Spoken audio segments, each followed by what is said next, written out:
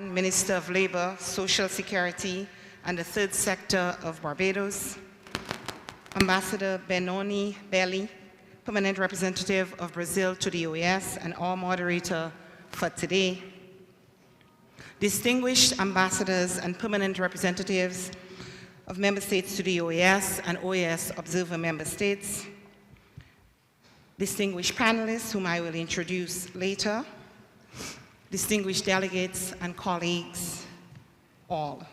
I'm deeply honored to welcome you today to these hallowed halls of the Americas for the second edition of the Secretariat for Integral Development Distinguished Lecture Series on Artificial Intelligence.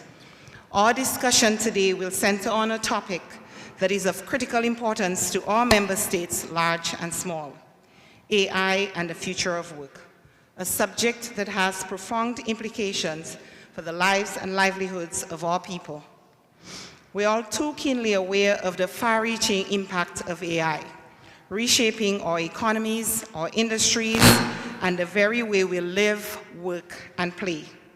It is therefore imperative that we do everything possible to ensure the right balance in our policy, regulatory, and institutional frameworks to harness the benefits of this new emerging technology while mitigating its risks. In today's dialogue, we'll have the pleasure of hearing thoughts and recommendations from government, academia, and the private sector on ways to best develop and deploy AI in the labor and employment context in a safe, inclusive, and sustainable manner. From reskilling and lifelong learning to empower our workforce to thrive in an AI-driven world, to ensuring workers' rights in the gig economy and with automation.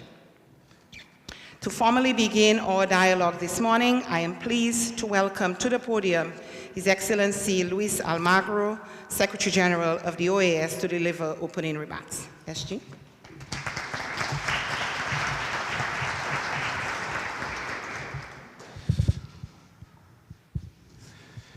Good morning, dear friends, colleagues, dear panelists. I am delighted to welcome you to the Organization of American States to discuss how to address the rise of artificial intelligence as it relates to the future of work and employment sector. Policymakers around the world are facing a rapidly changing landscape of artificial intelligence technologies, which is fundamentally transforming people's lives. Artificial intelligence is a broad and powerful technology that affects all economic sectors and segments of society. Artificial intelligence is impacting healthcare, finance, education, government services, creative and innovation-driven industries. We are encouraged by the advances and benefits and aware of the potential harms and risks. Artificial intelligence technologies are nonetheless still in the early stages of development. We are just touching the surface of the real potential of what can artificial intelligence will do in the future. Understanding the technical issues and implications of artificial intelligence is complicated. Finding the right balance between the good and the artificial intelligence can bring and the risk that it creates is difficult.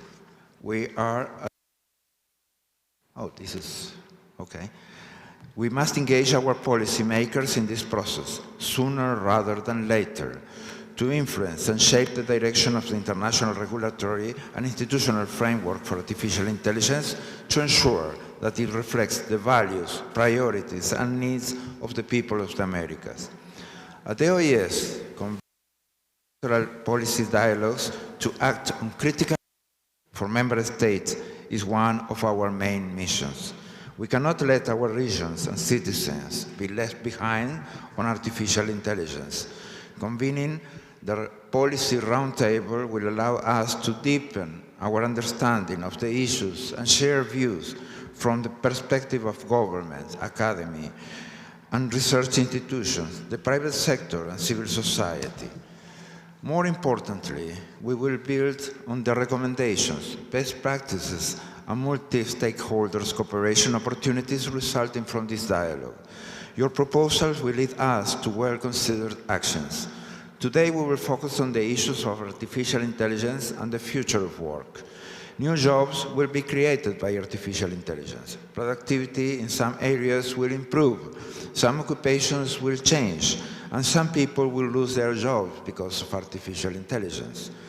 How can we prepare our workforce, employers, and institutions for the transformation? What policies and actions are needed to adapt and adopt artificial intelligence? How will workers and artificial intelligence function together? It is still early to forecast the full extent to the impact of generative artificial intelligence on jobs. However, the 2023 OECD Employment Outlook highlighted 32.8% of jobs in the International Standard Classification of Occupations could be impacted on a full scale. 36.5% could be partially impacted, and only 30% will not be affected by generative artificial intelligence models. Regardless of the net effects, policymakers must implement solutions to address the needs for new skills, training and transition mechanisms for the workforce to account for the new technological reality.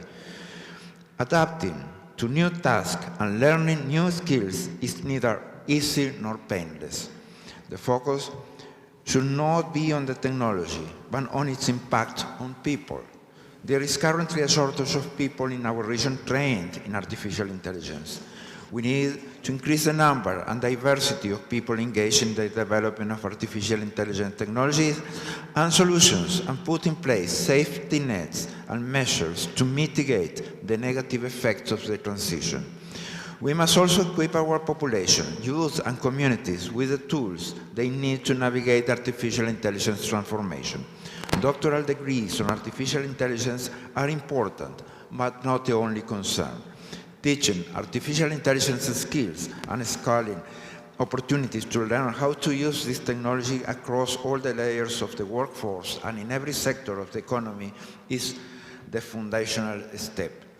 OES member states, in particular in Latin America and the Caribbean, should invest and develop talent and capabilities on artificial intelligence. Our innovation ecosystems and universities should work closely with industry to guide their research and applications to prepare a better trained workforce. This is a time to work together. The decisions and actions we pursue in the following months will influence our future generations. We have a responsibility to build an international framework that ensures artificial intelligence is safe, effective, and trustworthy. And we must put in place the forward-looking policies that guide the responsible development, deployment, and use of artificial intelligence. The OES is committed to supporting member states in their effort to harness the benefits of artificial intelligence and manage its risk, to strengthen our cooperation so that workers and employers can successfully adapt to artificial intelligence revolution. Thank you.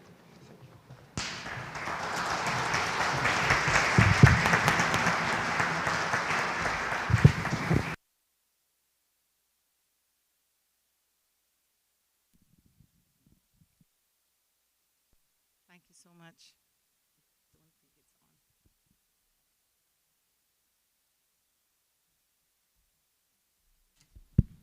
Okay. Thank you so much, Secretary General. I am also pleased to welcome and recognize the presence of the Assistant Secretary General, His Excellency Nestor Mendez. SG, thanks for joining us. To continue, we are joined by a distinguished group of panelists with very diverse backgrounds, and it is now my distinct pleasure to introduce them to you. Our moderator for today's meeting is Ambassador Benoni Belli. He's the permanent representative of Brazil to the Organization of American States. He previously served as Consul General of Brazil in Chicago from 2020 to 2023.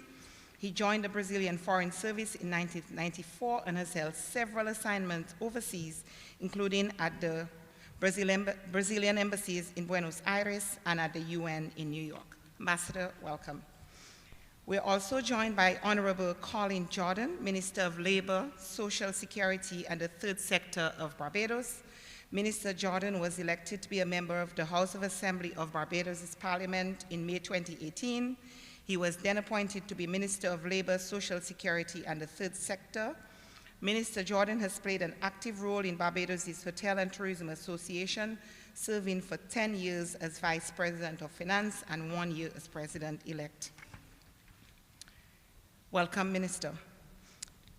Mrs. Kathy Feingold is the Director of International Development at AFL-CIO. Kathy is the Director of the AFL-CIO's International Department and has more than 20 years of experience in trade and global economic policy and worker and human rights and women's rights issues. Welcome, Kathy. Mr. David Barnes is Vice President of Global Workforce Policy for IBM Corporation. Mr. Barnes leads IBM's global agenda in workforce public policy, where he oversees IBM's advocacy on a range of issues, including the future of work, skills and learning, labor and employment, regulation, diversity and inclusion, and corporate social responsibility. Welcome, Mr. Barnes. Dr. Alvaro Soto is the Director of the National Center on Artificial Intelligence, Siena of Chile. Dr. Alvaro Soto is Director and one of the principal researchers of the National Center for Artificial Intelligence of Chile. His research focuses on machine learning, cognitive robotics, and AI-based image recognition. Welcome. Ms. Alison Knox is Senior Director of Education Policy at Microsoft Philanthropies. Ms. Knox is Senior Director of Education Policy and Program in Microsoft's Washington, D.C. office. She currently serves as an advocate at the federal and state levels for the company's position on STEM education, particularly computer science, workforce development, and technology in education. Welcome.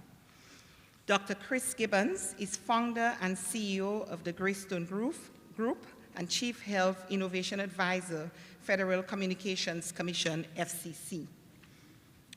Dr. Gibbons is a medical doctor and holds an MPH as well. He's the founder and CEO of the Greystone Group, a digital health transformation firm. Greystone focuses on health sector visioning and design, innovation, diversity and equity and inclusion, and new healthcare revenue models. Welcome, Dr. Gibbons. Dr. Anton Korinek is professor of the University of Virginia, Darden School of Business, of Economics, and of AI Lead Center for the Governance of AI, and he's also a non-resident fellow at the Center on Regulation and Markets at the Brookings Institute. Dr. Anton Korinek is a professor at the Department of the Darden School of Business, as I indicated before, and he's a senior advisor on the Partnership on AI and editor of the Oxford Handbook for AI Governance. Dr. Korenek's current research focuses on the implications of artificial intelligence for inequality and for the future of the economy and society. These are our distinguished panelists, and now I leave it into the capable hands of Ambassador Bellini to conduct our discussion this morning. Ambassador? Thank you so much. Thank you, Secretary General. Thank you, Secretary Osborne, for the invitation to be here and moderate this panel. It's a great honor to be with such a group of smart people here to discuss the future of work and artificial intelligence. We all know that although we are in the title, we have the words "the future of the work." The fact is that artificial intelligence is already making a big impact, a huge impact in the economy, in the lives, in the daily lives of all people, and also in the labor market. You know that now the greatest hit in songwriting is a song that was written in the 70s. It's the Now and Then by the Beatles, which was possible using artificial intelligence to make it today's success. So this is something that's already happening also in the entertainment industry, as we saw the recent strike in Hollywood. And some of the concerns of the screenwriters and actors was precisely the use of artificial intelligence that could replace actors and screenwriters. So this is something very present to our days, so our discussion will try to focus on the need to prepare the workforce for the changes brought about by the artificial intelligence through reskilling and upskilling programs. Also, policy measures and social safety nets, such as unemployment benefits, retraining, job placement services, and income support must be considered as part of this effort. Today, in this roundtable, we have a unique opportunity to discuss with our panelists the critical issues and implications of the deployment of artificial intelligence as it relates to the present and the future of work here in the Americas. To start, we will provide to each panelist 3 minutes. I know it's not a lot of time, but I think you can be concise and give your main message as an opening statement, but then we can deepen the discussion afterwards. So I will start giving the floor to the distinguished Minister of Labor of Barbados, Colin Jordan, for your considerations. Thank you. Thank you very much, Chair, and good morning to distinguished leaders of the OAS, our ambassador here, colleague, fellow panelists.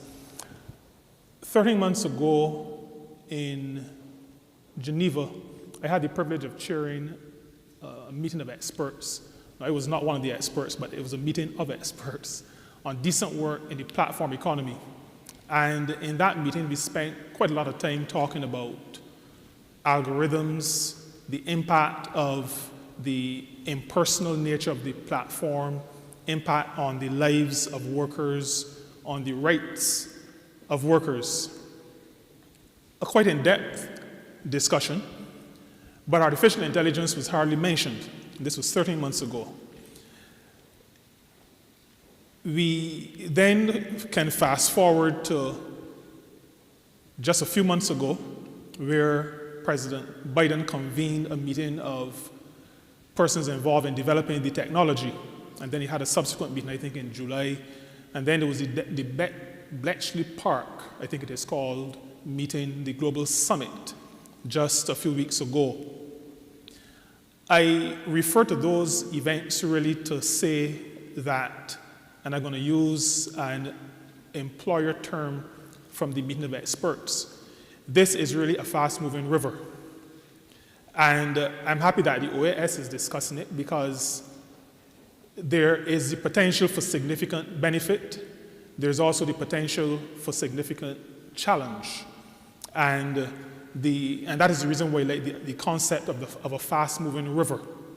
It can provide benefit. It can also destroy. And we are in a situation where the discussions seem to be taking place under a little bit of a cloud of fear. So that the meeting that was called by President Biden, the meeting that was hosted by Prime Minister Sunak, were all meetings where there was this tinge of fear overhanging the discussions. Are we ready for this? Where is it going to take us? What are the implications for countries?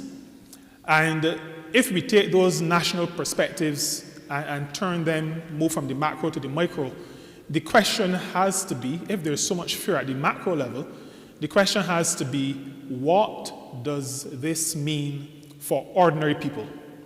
What does this mean? What does all of this mean for the working people of our countries, those who are the drivers of all the growth that we have? Now, we are moving forward, and I don't think any of us should want to hold back the progress of the technology. We are at a point where we have to work out, figure out, and make some decisions on how we ensure that the technology will be used for the benefit of our countries and for the benefit of the people who live in our countries. The people who live in our countries are workers. They're the contributors to economic development. Now, I'm conscious of the time. There are a few things that we're going to have to look at.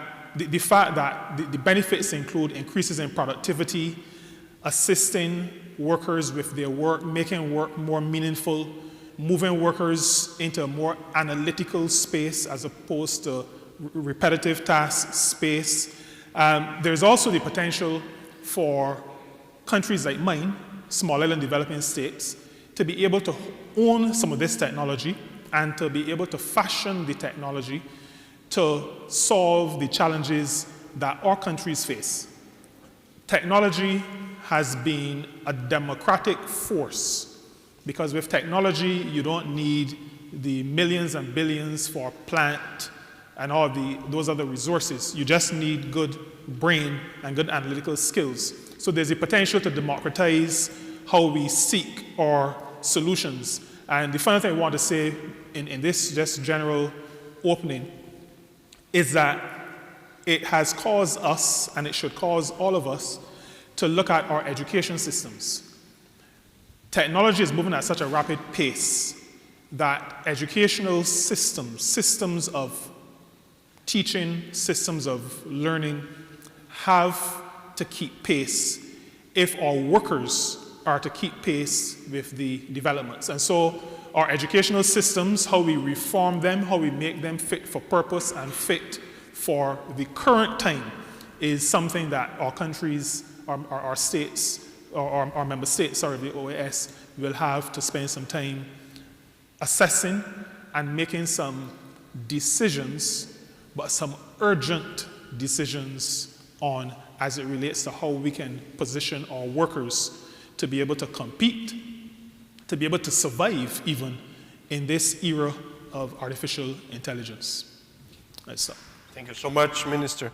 Now I'd like to give the floor to Kathy Feingold for her perspectives. Thank you so much. Thanks for having me here today. And I promise the Minister and I did not coordinate our presentations, but I would start off by saying one of the issues is really to put workers at the center of the policy making and the recommendations. So thank you, Minister. We need more ministers like yourself with those kinds of perspectives. So unions in the United States and throughout the Americas recognize that artificial intelligence has the potential to create jobs, developing, installing AI systems, and it also has the potential to destroy jobs by replacing humans with AI automated tasks. But what is different about this moment? Unions have had to adapt and workers have had to adapt to new technologies since the beginning of time.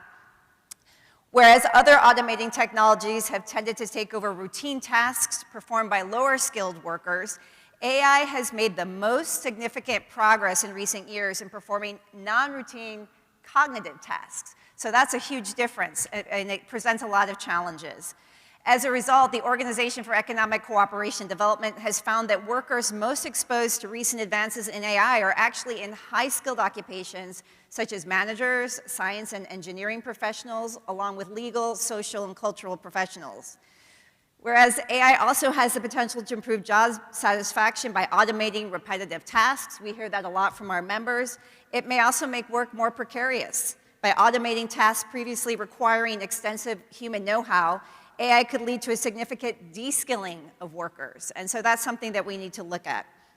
It also enables a higher use of temporary contracts and a hiring of less qualified and lower paid workers. Algorithmic management, or the use of AI in people management, can increase work pace and expose workers to increased physical safety and mental health risks. You've heard a lot of that debate, especially here in the United States, in warehouses, in some of our truck drivers and delivery drivers, right? Speeding up the pace is a huge issue. And the extensive monitoring and surveillance of workers enabled by AI has also raised serious concerns.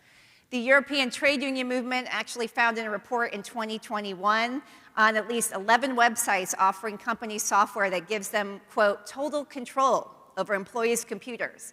Imagine if on your computer your employer had complete control. So that is one of the concerns, and this became more regular during COVID lockdowns, and it's very likely to breach in the EU their general data protection regulations. So this is one of the examples of where AI is used in a way that troubles the labor movement. AI also risks affecting work opportunities. It's increasingly being used in recruitment processes, from identifying prospective candidates to final interviews, We've heard about biases. I've actually heard from my younger colleagues how they're trying to trick the systems. When they put their resumes in the system now, the AI is automatically generating, right, like who gets through and who's not. So that's creating a lot of new challenges, biases in data. And there's a lack of transparency in algorithmic decision-making, which makes discrimination more difficult to detect and making it very difficult for workers to use the existing legal protections in discrimination law. So we're going to need to look at the rule of law and what changes need to be made. To deal with these concerns about the impact of AI on quantity and quality of work, equality of opportunity, there are some basic principles that we lay out, and I'll just give you the top lines and go into them in the next round. One is, humans, workers need to be in control. AI is a tool that should be assisting us, not taking over, right? We need to actively be shaping it. It is not the weather that we don't control. We need to shape it. We need to control it. Information, consultation, and negotiation, workers should be informed and consulted. You should not be unaware of technology that's being put on your computer in surveillance. Just transition as a framework, the idea of a socially fair transition in which no one is left behind. And you mentioned some of the recent strikes in the United States, from the Workers Guild of America, right, the people who do a lot of the writing in this country, to the Screen Actors Guild. These were critical fights about who has a right to shape the future of AI in those industries, and I can talk about that later as well. And then the last, I think, top line would be fairness. Inequality is at one of the highest levels we have seen here in the United States. We are at one of the highest levels, right? About 360% is CEO pay to the average median wage here. So how can we use AI to create greater equity and not greater inequality throughout the world? AI is currently owned by some of the world's largest corporations, and that seems unlikely to change. And that could exacerbate inequalities. I'll wait to hear from some of my colleagues on the panel. Or it could be used to address some of the inequalities. And I would just end by saying this is a key issue for democracy. If you don't have greater equality, you will see people pushing back. You will see people having greater distrust of this technology in their workplace. So what you want is on the front end, as the minister said, bring the workers in at the front end. Ask what the impact will be. Have consultations. We saw that in the hotel industry here in the United States. A bit of technology and AI that was being implemented that management thought was a great idea to speed up work was actually being seen as surveillance when people went to the bathrooms. But when they all sat down together, then they worked out how that technology could actually be seen as win-win. That's the kind of model we need to be building so that AI can lead to greater equality, support our democracy, and be used for the good of working people. Thank you. Thank you, Kelly. Now I will ask David Barnes, who will give a perspective from IBM company, technology company in computer. Thank you, Ambassador. It might surprise you that I totally agree with about 90% of what Kathy just said, particularly on the what. We might disagree somewhat on the how, but our agendas are very much aligned in most of this. So look, on a topic of such vital economic importance, really at its core is about people, it's really important to have a sense of humility when you think about it, because there's so much we don't know, and there's so much that other people do know, like my colleagues on the stage here. And it's good to have a bias to listening and learning, which is another good reason to be here today. To set the context for IBM, we've been involved in AI development on and off since it started in the 1950s. Since coming more recently, since 2016, we have been deploying and implementing artificial intelligence in our internal corporate business processes. And today we're assisting large clients across a range of industries actually implement generative AI. So we know something about the topic, we don't know everything. I want to focus my opening comments on skills, because they're really the silver thread that runs through the fabric of technology and technology change, and particularly artificial intelligence.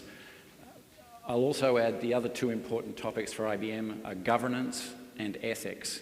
And just to key off what Kathy said, we do not monitor our employees, we do not install artificial intelligence without their knowledge. Ethics and governance in this space is crucial for any organisation. The AI discussion, as we've said, has been had in the future tense, but as the Ambassador said, it is now.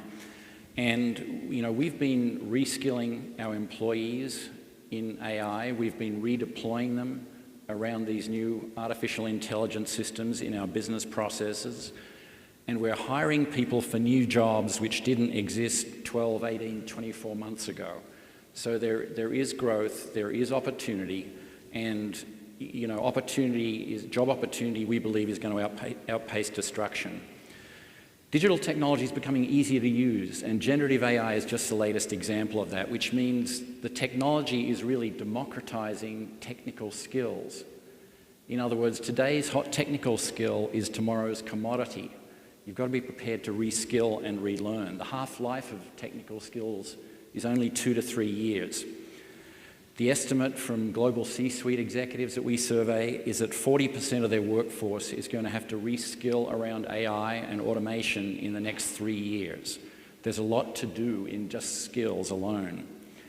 Our learning strategy places a priority on our employees developing acumen in AI and encourages a kind of a culture of curiosity and learning around generative AI so they can better work alongside it, better use it, and have longer-term success in employment. And building that acumen means that if they have to do job transitions or their job changes, that happens a lot more smoothly. And we're also placing a priority on transversal or soft skills, because believe it or not, the demand for those soft skills is accelerating faster than the demand for STEM. We still need STEM, but transversal and soft skills is the #1 priority right now. So look, when you more tightly align your employees' skills with these in-demand jobs, with the new technology, it not only improves their longer-term career options, but it really mitigates their anxiety about being overtaken by technology change. And that's crucial to retain the morale of your workforce during change. And so that's why we've put skills really very much at the center of our people strategy, because we need adaptable employees and, again, this culture of learning. So look, we'd say employers and governments across the region have got a lot to do to invest to keep pace with this change, but putting employees at the center of the strategy is the #1 priority from our perspective, underpinned by governance and ethics. Thanks. Great, thank you so much. Now I give the floor to Dr. Álvaro Soto for his comments. Okay, thank you very much. Thank you for the invitation. It's for me an honor to be here and be part of this event. And also agree with all what my colleagues just said. And artificial intelligence has many good things, but has some bad things, as you mentioned it. And among that, they have problems with fake news, privacy, weaponization, and other, bad issues. But I believe that the most important is the impact in the job market. For any of us, the thing that we do is something that provides us with dignity. It helps us shape what we are. So probably that's one of the most important issues, and I'm very glad that we had this space to talk about this. So as I said, and totally agree with my previous colleagues, so I won't go in the same topic, so I will try to provide a different perspective of this topic. And most of the discussion, to my opinion, most of the discussion about AI is about how AI will impact our world, our places, our industries, and all what I believe is our external world. But I also believe that AI will have an impact that is different to other technologies. It would impact ourselves. It will change the way that we learn, the way that we think, the way that we do. And that is very important, because we need to also think about how we can use the potential of AI in that perspective. So I teach in a university, and I always said to my students that when I was a student at the university, one of the main issues was how to access the knowledge, the information. And when I was a student, I had mostly two options. The first was going to classes, and hear what the professor will say, and the other one was going to the library, and get a book. And usually that book was already available. I had to wait, and maybe they lent the book for 2 days or 3 days. It was very difficult, and no internet at that time, in the 80s. So then we had all the information age, and now the access to information is a couple clicks, in a computer. And that changed our lives. We all use that every day, and probably if we use that potential, we can reach highest level of development. And today with the technology, we will have a next step where we will be able to access knowledge. We can ask the machine directly, not just to, and that is an opportunity. I feel very lucky in my life. I think I had opportunities in my life, and I believe I can reach some of my full potential. But in my country and in my region, there is millions of people that didn't have that opportunities. And AI now offers to us a new technological setting to provide, the tools. So most of the people in our region, and in all over the world actually, but I am from Chile, so I cannot I'm close to my region in Latin America. And so I believe we need to push to create what I see like the AI manuals, so people can read, can learn how they can use this technology to reach the full potential. So in that sense, I believe that also any discussion about the impact of AI in the job market, it has also been linked to the discussion of education, the discussion about training, because both are linked. How we can use this technology to also help our people to reach the full potential, And the next year, probably we will have new technologies that maybe I will say like this, and I don't know, the machine will clean my ditches or whatever, But that is the external world. So I believe the discussion is also about how we use the technology to help all our citizens to reach the full potential. And that is a challenge. And that's something that we need to integrate the discussion. What are the tools, what are the abilities that are needed, and how we can change the dynamics of our education system and our training system to do so. So in many of these discussions, people think about everything will change, but we humans will be the same. But I believe that's a mistake. This technology will also increase our potential. So, for example, there are many companies that I think they had what I believe the wrong way to see this. They are kind of developing technology to replace people. I think the right way to push this is how we create technology to empower people, to increase the potential of people. Why we need a machine to replace us? If we replace all of us, this doesn't make any sense.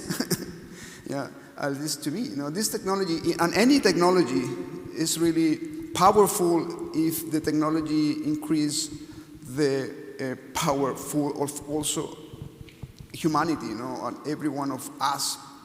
And I think that's part of our challenge, how we can then create technology that empower people, how we can change the way that we teach our people also in order to use the power of this technology.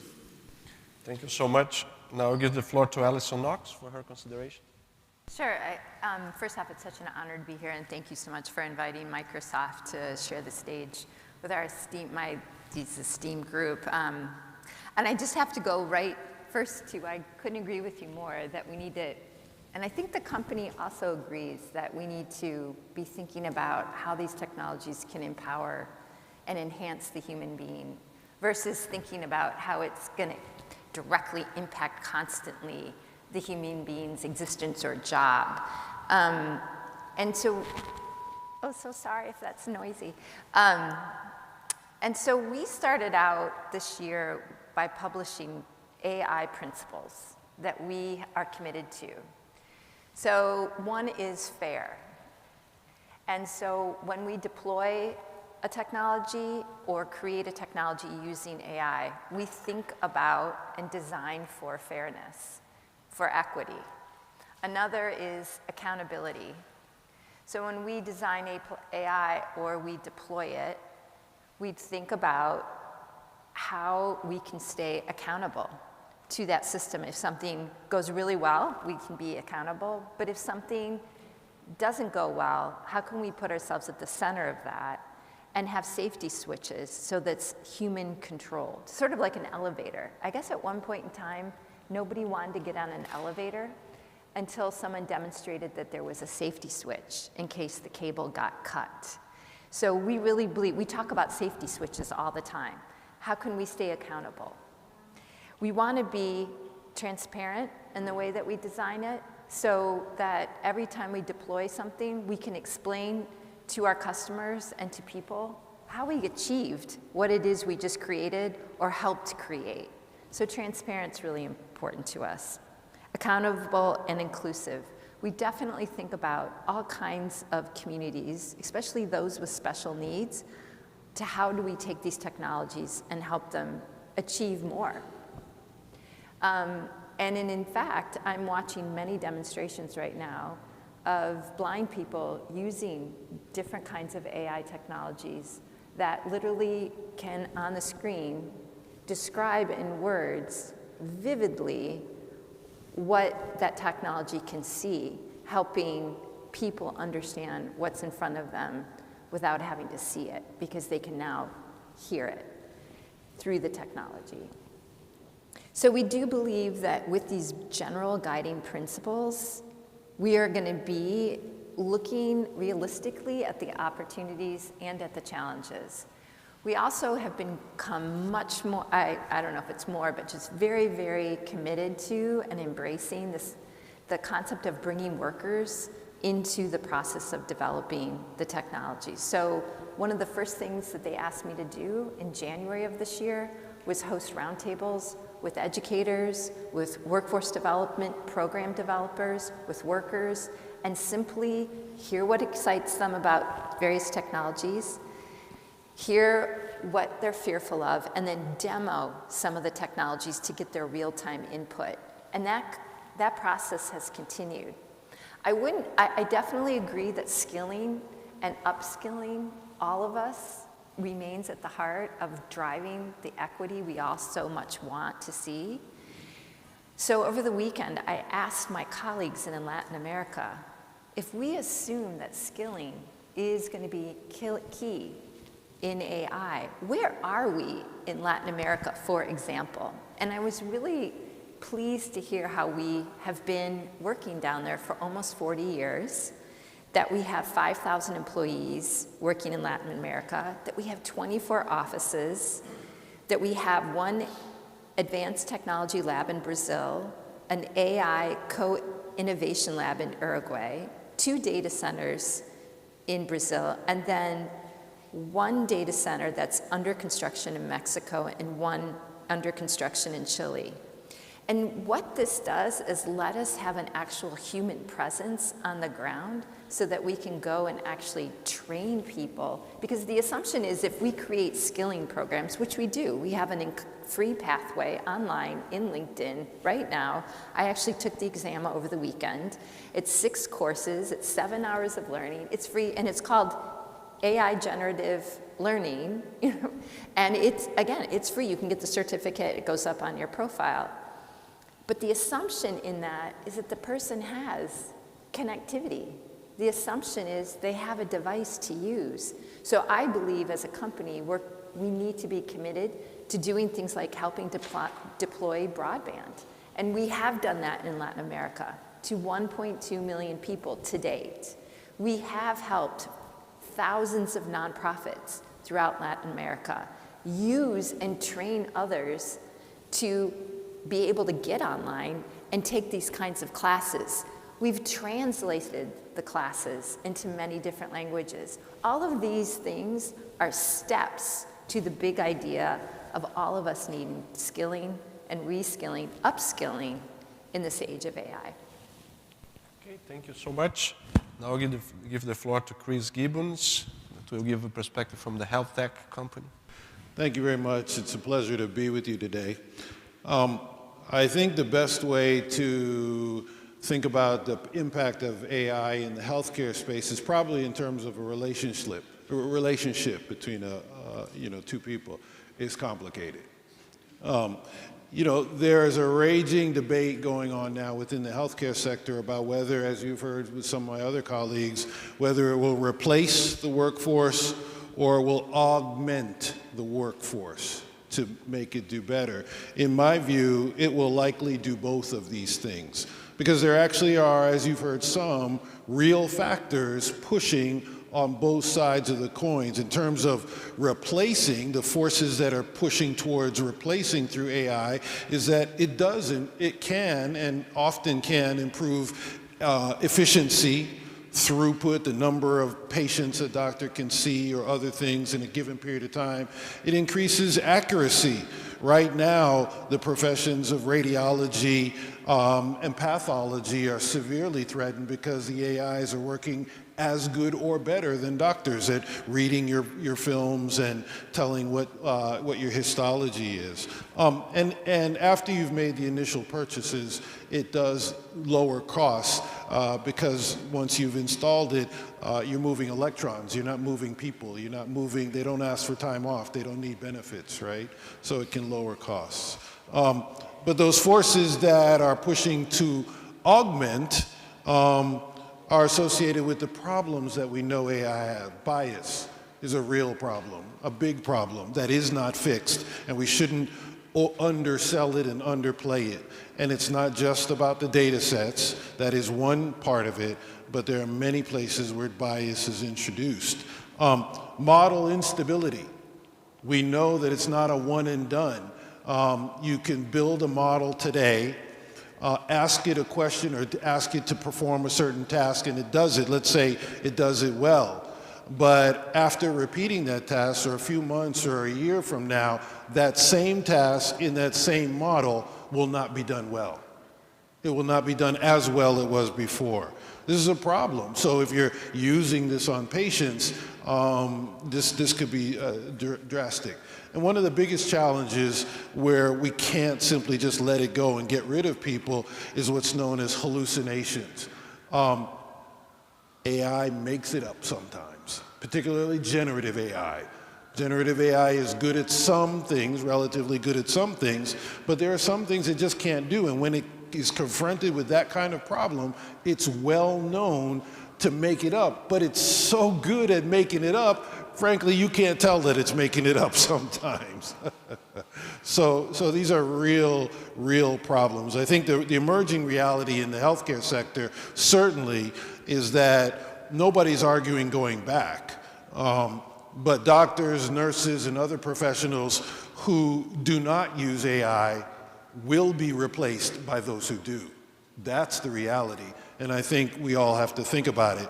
Just a couple more points. The future of the healthcare workforce with AI whether it's this or that is one thing, but it will be different. There are really 4 major areas where I think AI will impact significantly. One is the practice of medicine. That's where most people think about when they think about AI in the healthcare workforce, and you should think about it. It's very important. But there are at least 3 other areas that are, in my view, equally and maybe even more important than the practice of medicine. One is the organization and delivery of healthcare, aside from what a doctor or a nurse may do. Don't change anything about what a doctor and nurse does, but where you get care, what is defined as care, who's implementing care. The pandemic helped open the eyes of some people. It used to be that you had to go somewhere, a hospital, a clinic, an ER, a doctor's office to get health care. Now, because of the pandemic, large part, people are receiving it in limited amounts and limited quantities in their homes. In the future, healthcare will come to you wherever you are, any time of day or night, 24 hours a day. It's not going to be limited to places and spaces. So that's the organization and delivery of healthcare, aside from what doctors and nurses and other professionals do. The third area that AI is impacting is in the patient experience of healthcare. Why is it that most hospitals that we all go to, whether in low and middle income countries or here in America, are pretty drab, cold buildings that nobody wants to go to? You go there when you have an ache and a pain, and they either fix it or they don't. Do they have to be that way? What if they were like bars, where you had TVs all over the place and they were enjoyable places? I mean, you may laugh, but why? I mean, there's no reason that they have to be the way they are, and AI is helping us think differently about the experiences that patients have as they're going through. And finally, the financing and the revenue models that are underpinning healthcare right now in this country. It's largely an insurance-based, one form or another, employer-based insurance or government-based insurance. But in the future, it'll be other things. We're already seeing that beginning to happen. One example is the Apple Watch. I don't have any stock in Apple. I don't love them, but they're a good example. Right now, the Apple version 4 and higher can give you an FDA-approved electrocardiogram. Some people can argue it's not as good as the ones we do in the hospital, but argue with the FDA, okay? They said it is as good, right? And so right now, millions of people around the world can get an EKG anytime they crest the crown of their watch. I mean, until that happened, you had to be in a medical system in order to get an EKG, and that's just that the people would be billed for it, the doctor would get a piece, the hospital would get a piece, the technician would get a piece. Now, millions of people are getting just the same quality EKGs, and the healthcare system get nothing. So it's already changing the financing and the revenue models in healthcare, and that will continue. There's 3 main ways, not just areas. Those are the areas in which it will affect healthcare. The 3 main ways: automation of tasks. You'll see that a lot in the administrative side. You're seeing that already. The harnessing of complexity. And that's what we're seeing when they can read these scans and things that are taking on vast amounts of very different kinds of data and coming up with answers which are challenging for humans to do. And the integration of tasks, putting things together that normally weren't together. One quick example, for those of you who are diabetic or know diabetics and have to take insulin shots, you know that you have to prick your finger multiple times a day, get a blood, put it in a little thing, it gives you a reading, then you determine how much insulin you need, you draw it up in the needle, you give yourself a shot, and you sometimes have to do that multiple times a day.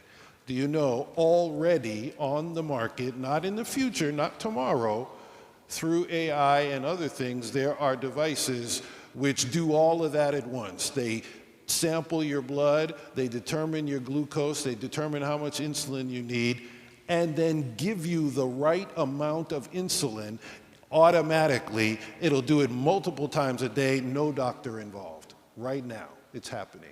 Those patients who use it love it. Those doctors who use it love it because they don't have to worry about that nonsense anymore. They can do other things. So it's putting together things that formerly would have to take multiple ways to go. You're going to see more of that. What's the bottom line? AI will enable health and care in the future to be not just faster, quicker, and more of it, but it will enable care and health that was not previously conceived or even possible. We're going to need policies and programs that are different than the ones that we had before to keep pace. Thank you. Okay, thank you. Now I turn to Dr. Korenek for his comments. Thank you very much for organizing this important event and for inviting me. What I want to do in my initial remarks is I want to take a little bit of a step back.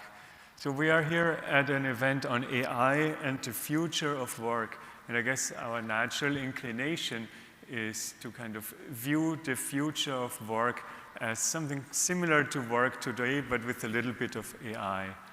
But I want to question that from two perspectives.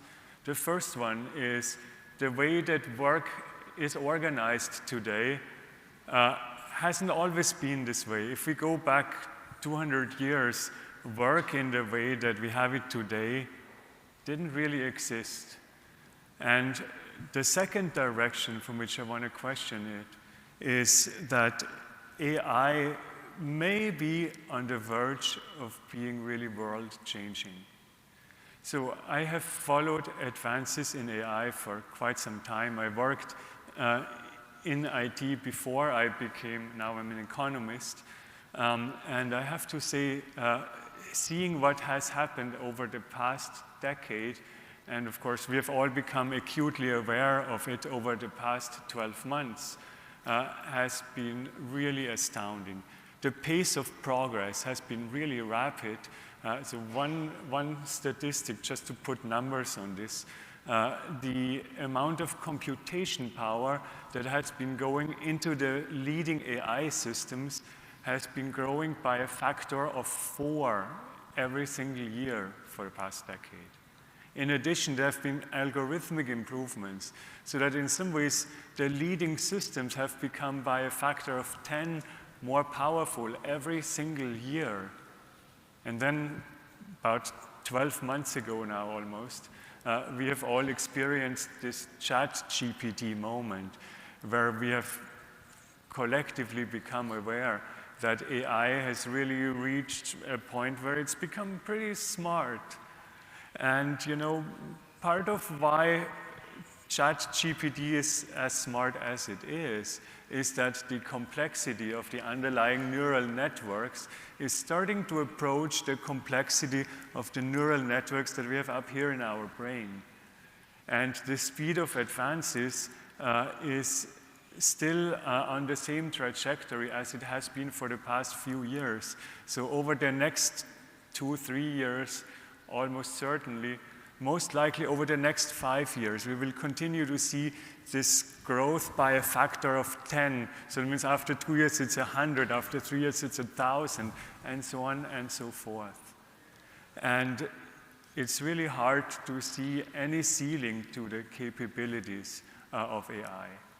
So whenever I speak to like the engineers in the field, what they tell me is, well, we are seeing that the term is called scaling. Scaling is going to continue for at least the next 5 years, probably much longer. But we really don't know what exactly these systems are going to be able to do in 3 years from now, in 5 years from now.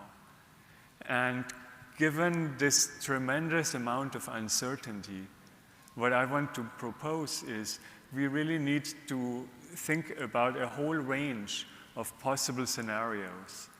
And those scenarios have to include the possibility that artificial intelligence essentially becomes as smart as us and beyond that. And if that happens, that would really change things. That would be as marked of a change as, for example, the Industrial Revolution. And what the future of work would look like in such a scenario is really hard to predict. So in fact, just over the past 2 weeks, I guess Bill Gates, but also Elon Musk, Barack Obama have ventured that we may be in for some really transformational changes to what work will be in 5 years or 10 years from now. And what I want to propose is we also have to consider the possibility that the value of our work as it is today will really plummet. You see, if a machine can do a worker's job, the wage of that worker drops to the cost of the machine. And right now, the estimates of, let's say, machines like ChatGPT are that it costs less than 1% of what it costs to let a human perform equivalent tasks. Now, we don't know where that's going to be in 5 years or in 10 years. It's probably going to go up a little bit, but it's still going to be considerably less than what human workers cost in today's world. So that could really shake up labor markets. Again, there is a lot of uncertainty around it. I would continue to put some weight and some likelihood on the scenario that maybe labor markets in 10 years are going to look exactly the same way as they do today. But I urge you to also put some weight on the possibility that they don't, that we will really see a fundamental change. And that means we will have to think about new ways, different ways of distributing income, unless we want to end up with mass misery. So this is, I don't want this to be understood as, you know, our leader of the panel said, these conversations are oftentimes tinged with fear. I don't want this to be understood as being tinged with fear, because I do have to emphasize that the potential upside is also tremendous. If we really have these incredibly smart machines that so many of our technological leaders are predicting, then our economies could be a lot wealthier. And then if we were able to just take a tiny little crumb of that increase in wealth and distribute it in a broad manner, we could actually all be better off. So I am really optimistic about the future. I think we just need to be prepared for there to be really significant changes, and we need to be prepared to govern the direction in which this is going so that the changes end up being positive for everyone, whether we have a future of work or whether we don't. Thank you. Thank you so much. I think it's very insightful that we can think about the future not only in the terms of bright future, but also the scenario of being almost dystopic. If we extrapolate several characteristics of AI today, we can draw different scenarios and then prepare to try to avoid the worst scenario and build a scenario that is acceptable for human beings. So thank you so much. It was very fascinating, this first round. But now I think we have just one more round that is general for everyone, then one more for specific questions. So I would like to ask you to be concise, and I'll try to make a general question and see if we have volunteers to respond to the question. If you had to summarize in a few words, what's the main advantage of adopting AI, and what's the main challenge that we have to face in this new technology? What would you say? So this is my provocation for you. I think it's difficult, but then after that we will have the opportunity to discuss more specific each conversation that we had. Please.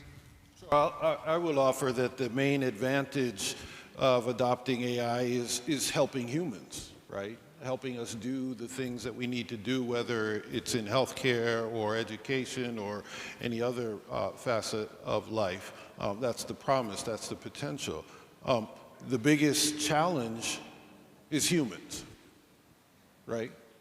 The biggest challenge is not the technology, it's not the development of it, it's not the future scenarios. We are the ones building the technology, and the example I often give is, healthcare is one of the last sectors of the economy to embrace technology, and they still haven't fully embraced it, but it's very conservative, no, it's about the human, right? It's not about the technology. And then the pandemic happened, right? And if we didn't rely on technology, we wouldn't have a system. And so I speak a lot to physician group and other groups, and I say, what happened between 2019, the fall of 2019, and today to change your mind about technology? And they all say the same thing, the pandemic. Well, I say, yeah, that's a disease, but what technological change happened to make you do it? The blank stares, and that's the point. There was no technological advance. Nothing was developed in 2020 that we didn't have in 2019, 18, 17, or 16 that we are using in healthcare, or we used in healthcare to survive the pandemic. It was all in the mindsets of the people in the healthcare sector. And I think that's the biggest challenge we have to face. Kathy asked for the floor. Sure. I was just going to say, I think if you center the discussions of AI in the needs of people, and we get away from this dystopic view again, this is not just the weather. We need to actively, the companies, governments, need to say that AI's purpose is to do things like we just heard. People with diabetes can have an easier way. I also heard you say it's more accessible. In our country, we have a huge problem with people being left out of the healthcare system. Yep. Those are the positives. Having work, there's debates in our country we just saw from the auto strike. Maybe you don't need to work 5 days a week. Maybe we have a shift in how we think about work and giving people more time with their families. So instead of seeing it as negative, I heard the 1% or whatever it gets down to in paying wages, we have just a transformational view of what the workplace could be by centering the needs of real people and the challenges of our environment. And I would say in terms of the biggest challenge, I absolutely agree, it's humans, but it's getting ourselves to a place where we can regulate. And I think the governance issues are the biggest issues. You look at just the United States, and I can imagine this is a challenge throughout the Americas. We have elections, we have our own Congress that could shut down on Friday, and then AI is moving so quickly, as my colleague here was talking about. By the time you've put your finger over here and come up with some governance principles, the AI is over here. And so we don't currently have a system of governments, of democratic governance that works to deal with AI. And I think that is one of the biggest challenges. It takes us a very long time to pass legislation. We saw that with some of the hearings on the Hill with Facebook and others. We are behind. The EU has some framework, but that framework will quickly become dated, right? There are data privacy issues. So I think democratic governance of the AI technology will be the biggest challenge. If done correctly, we could have a transformational reality for so many people throughout the Americas where they have to work less, can spend more time with their families, and live a healthier lifestyle. If I can join the conversation on this point, I think the benefit that I'm seeing, particularly for a smaller and developing state like mine, I have to thank the OAS for including SIDS in this conversation. The potential for increases in productivity and increases growth in what economists would refer to as GDP is, I think, the upside. Greater productivity, increases in national wealth. The challenge, and maybe my response is more where Kathy is at, how do our systems share the wealth? Because there is no guarantee that this increase in wealth is going to be spread. So there's going to be a need to make sure that those who may be displaced are taken care of. So if people lose their jobs, they need to be looked after. And I'm approaching this from the perspective of government. Governments have to look after the people. Everybody, we say, has to eat, has to be clothed, has to have shelter. We now have increased gains. It occurs to me that there may have to be a socialization of the distribution of these gains. Now, what does that mean for our governance models? Our governance models will have to adapt. Some of our governance models are shaped by ideologies. So we have to look at the challenges of trying to shape, how does the reshaping, if reshaping is necessary, how is it impacted by maybe the ideological positions of governments? How do we quickly respond to make sure that there are systems and structures in place that can make sure that the benefits reach the people? That kind of dexterity, that ability to change quickly is not something that is known to governments anywhere. In large countries or in small states, the ability to change, to adjust and to adapt, and we heard about the exponential change. Now, while that change is happening, there are mothers in rural places with children who have to go to school, who have to eat, and who have to have shelter. The challenge, from my perspective, is going to be how do we develop systems quickly that can adapt to these very rapid changes.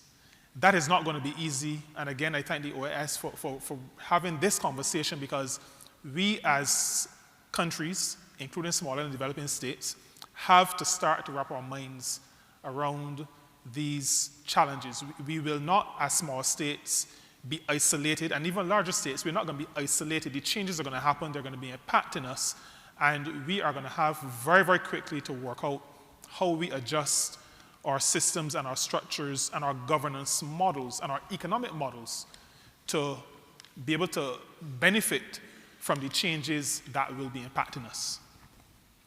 Thank you. David, you wanted the floor. Thanks, Ambassador. I'll keep my comments very brief. What's positive about AI, the upside, is opportunity. This technology will create tremendous opportunity all over the world, all over our societies. What's the downside, the problem? Access to that opportunity. Too many people do not have access to the technology or to the skills to be able to use it. You know, there's only 40%, less than 40% of people in Latin America have even basic computer skills. And of course, we've got the problem of network infrastructure at a very base level. So that's my answer: opportunity and access to opportunity.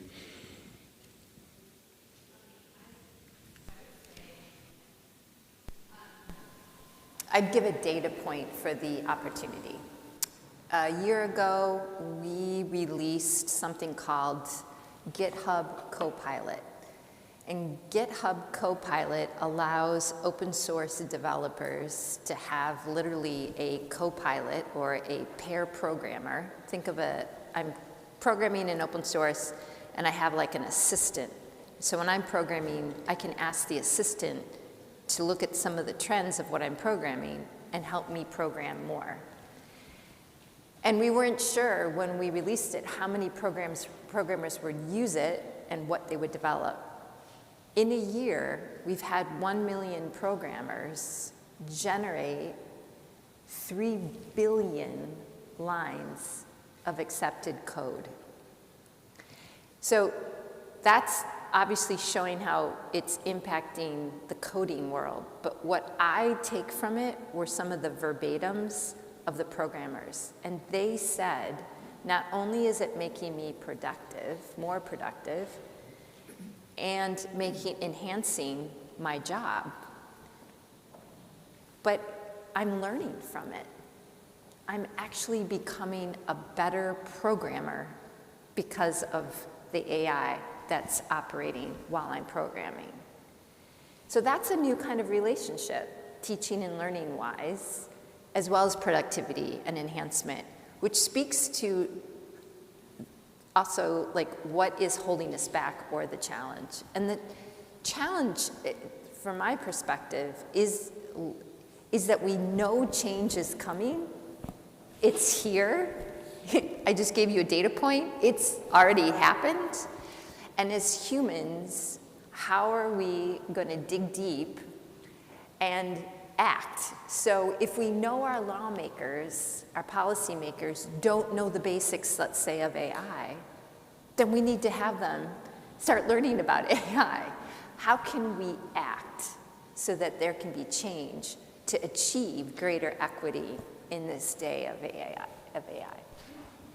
Thank you. Now I think you want to, yes, please.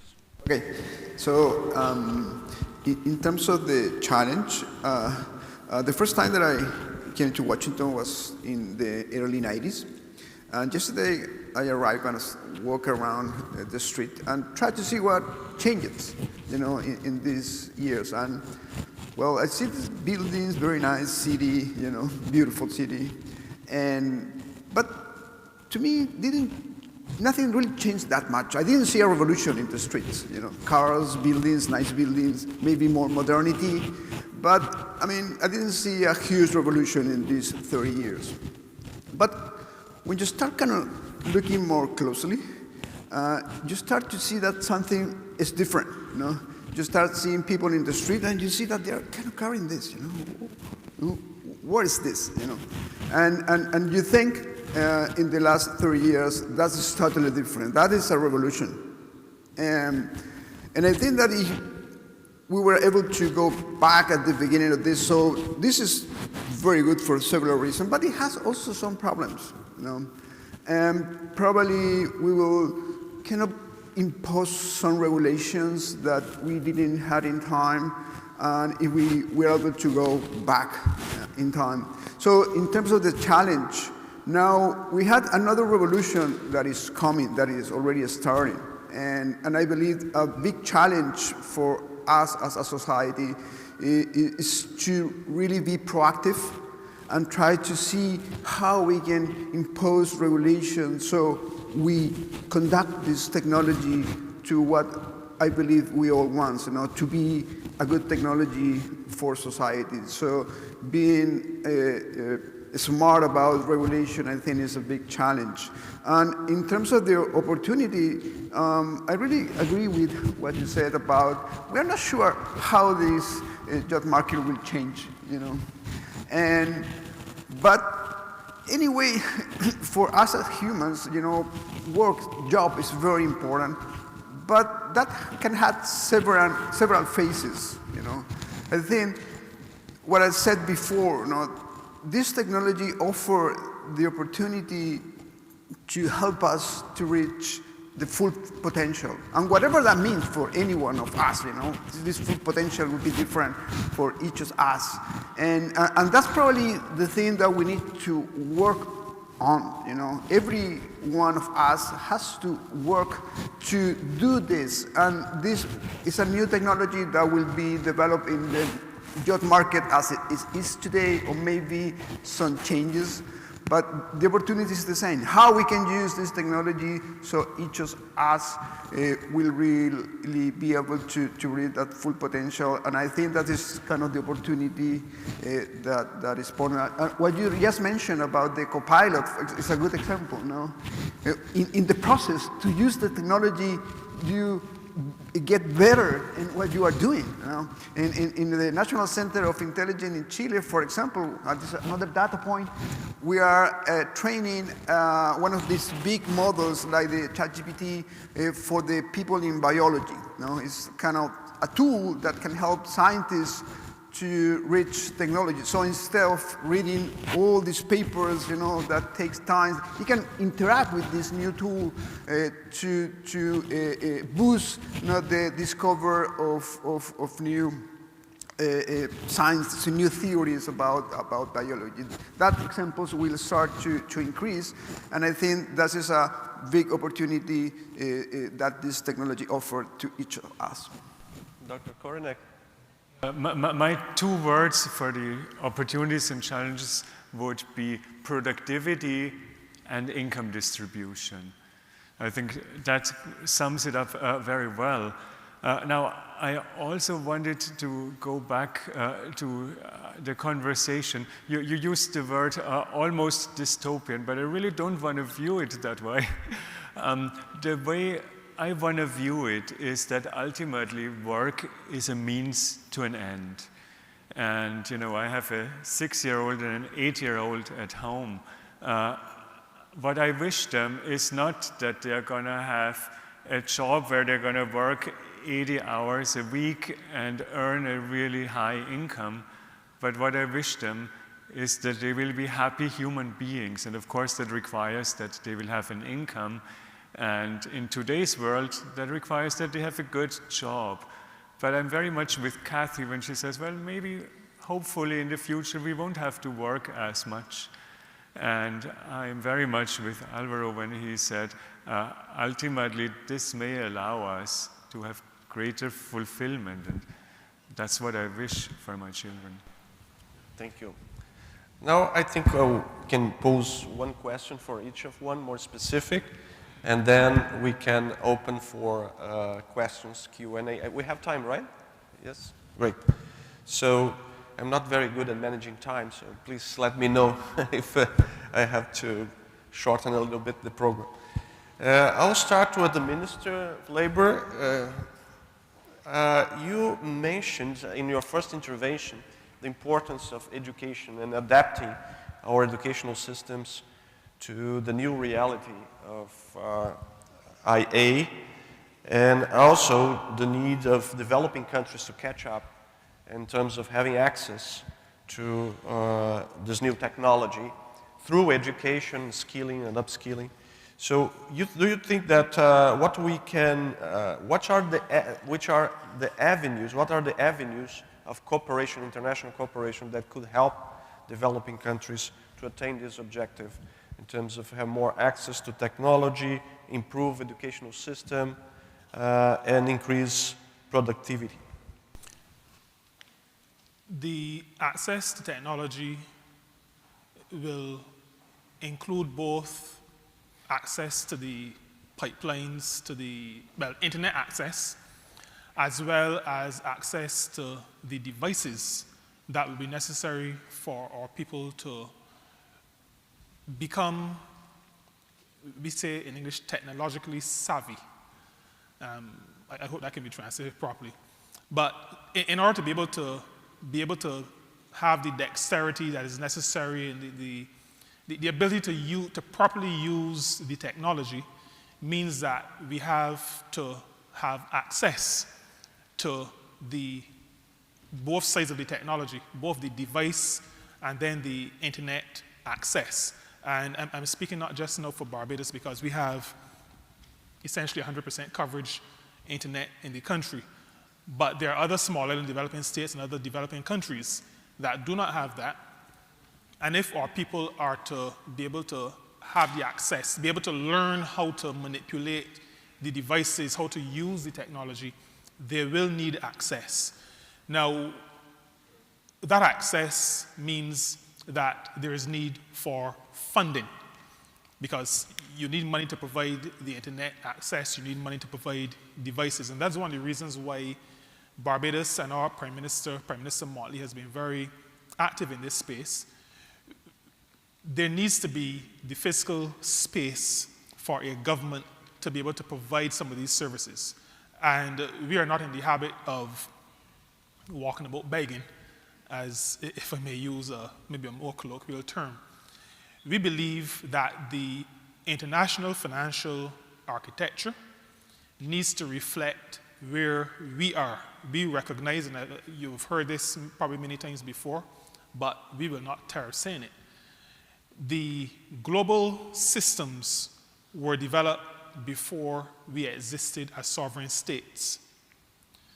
We now exist, and we exist now in this current context in a world of AI, and which demands that we have access to the internet, and it demands that we have access to the tools that will allow us to be able to take advantage of the upside and not to be carried away, washed away with the downsides.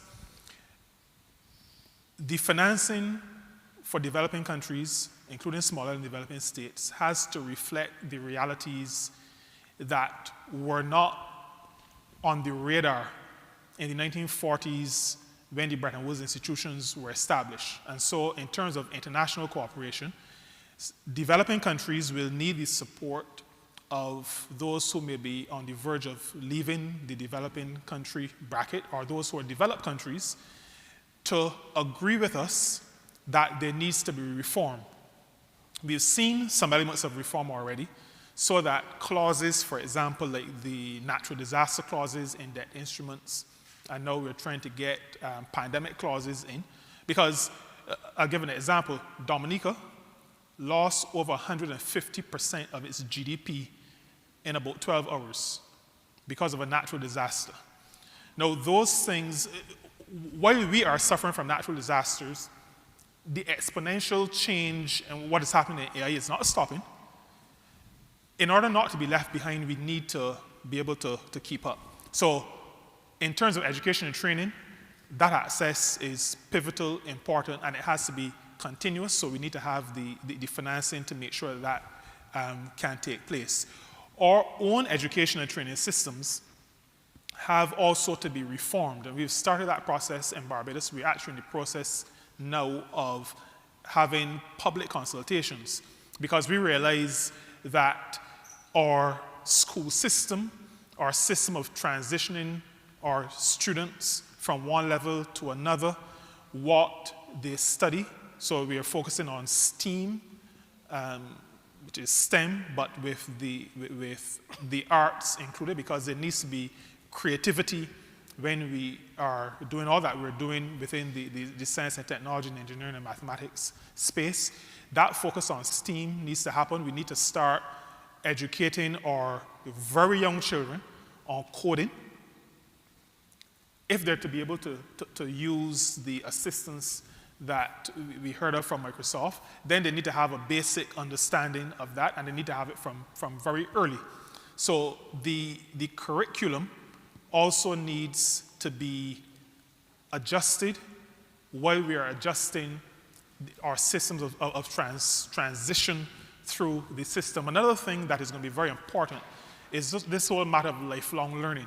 Now, we've been talking about lifelong learning for a long time, but in an age when the development of technology is now described as exponential, and we're talking about factors of 4 and factors of 10, addressing education for adults is going to be critically important. In other words, and I'll use myself as an example, I have some gray hair in my beard. I've reached the stage where if I want to have something change on my phone, it is a whole lot easier to call my daughter and give her the phone and ask her to make the change for me. As a matter of fact, she has given up trying to explain the change or what she has done because maybe I'm too slow at getting it. But if our people who are past school age are to keep up with what is happening, we have to refocus our entire view on what lifelong education means. Because work, and I think I heard it mentioned somewhere, work ultimately should be fulfilling. And if work and adjusting to whatever is happening around us is a constant frustration, then we're going to have some very disengaged people. And for small states like mine, without natural resources, our people are our resources.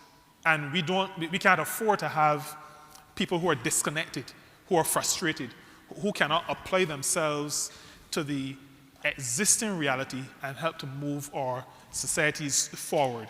The final thing I will say about education is that there will have to be systems put in place to allow people to be able to access this education, so that sometimes there's going to be leave, and then in other cases we'll have to circle back to the availability of the devices, because when people are upskilling and reskilling and retooling, they're going to have to be able to access the wealth of knowledge that is available that will allow them to do it. But it means that they're going to have time in which to do it. And so it is easy to say, well, you work the entire day and you do it at night. But I think we're going to have to, in order to maintain some level of work-life balance and to maintain the sanity of our people, have some spaces, some periods of time that our people can dedicate themselves to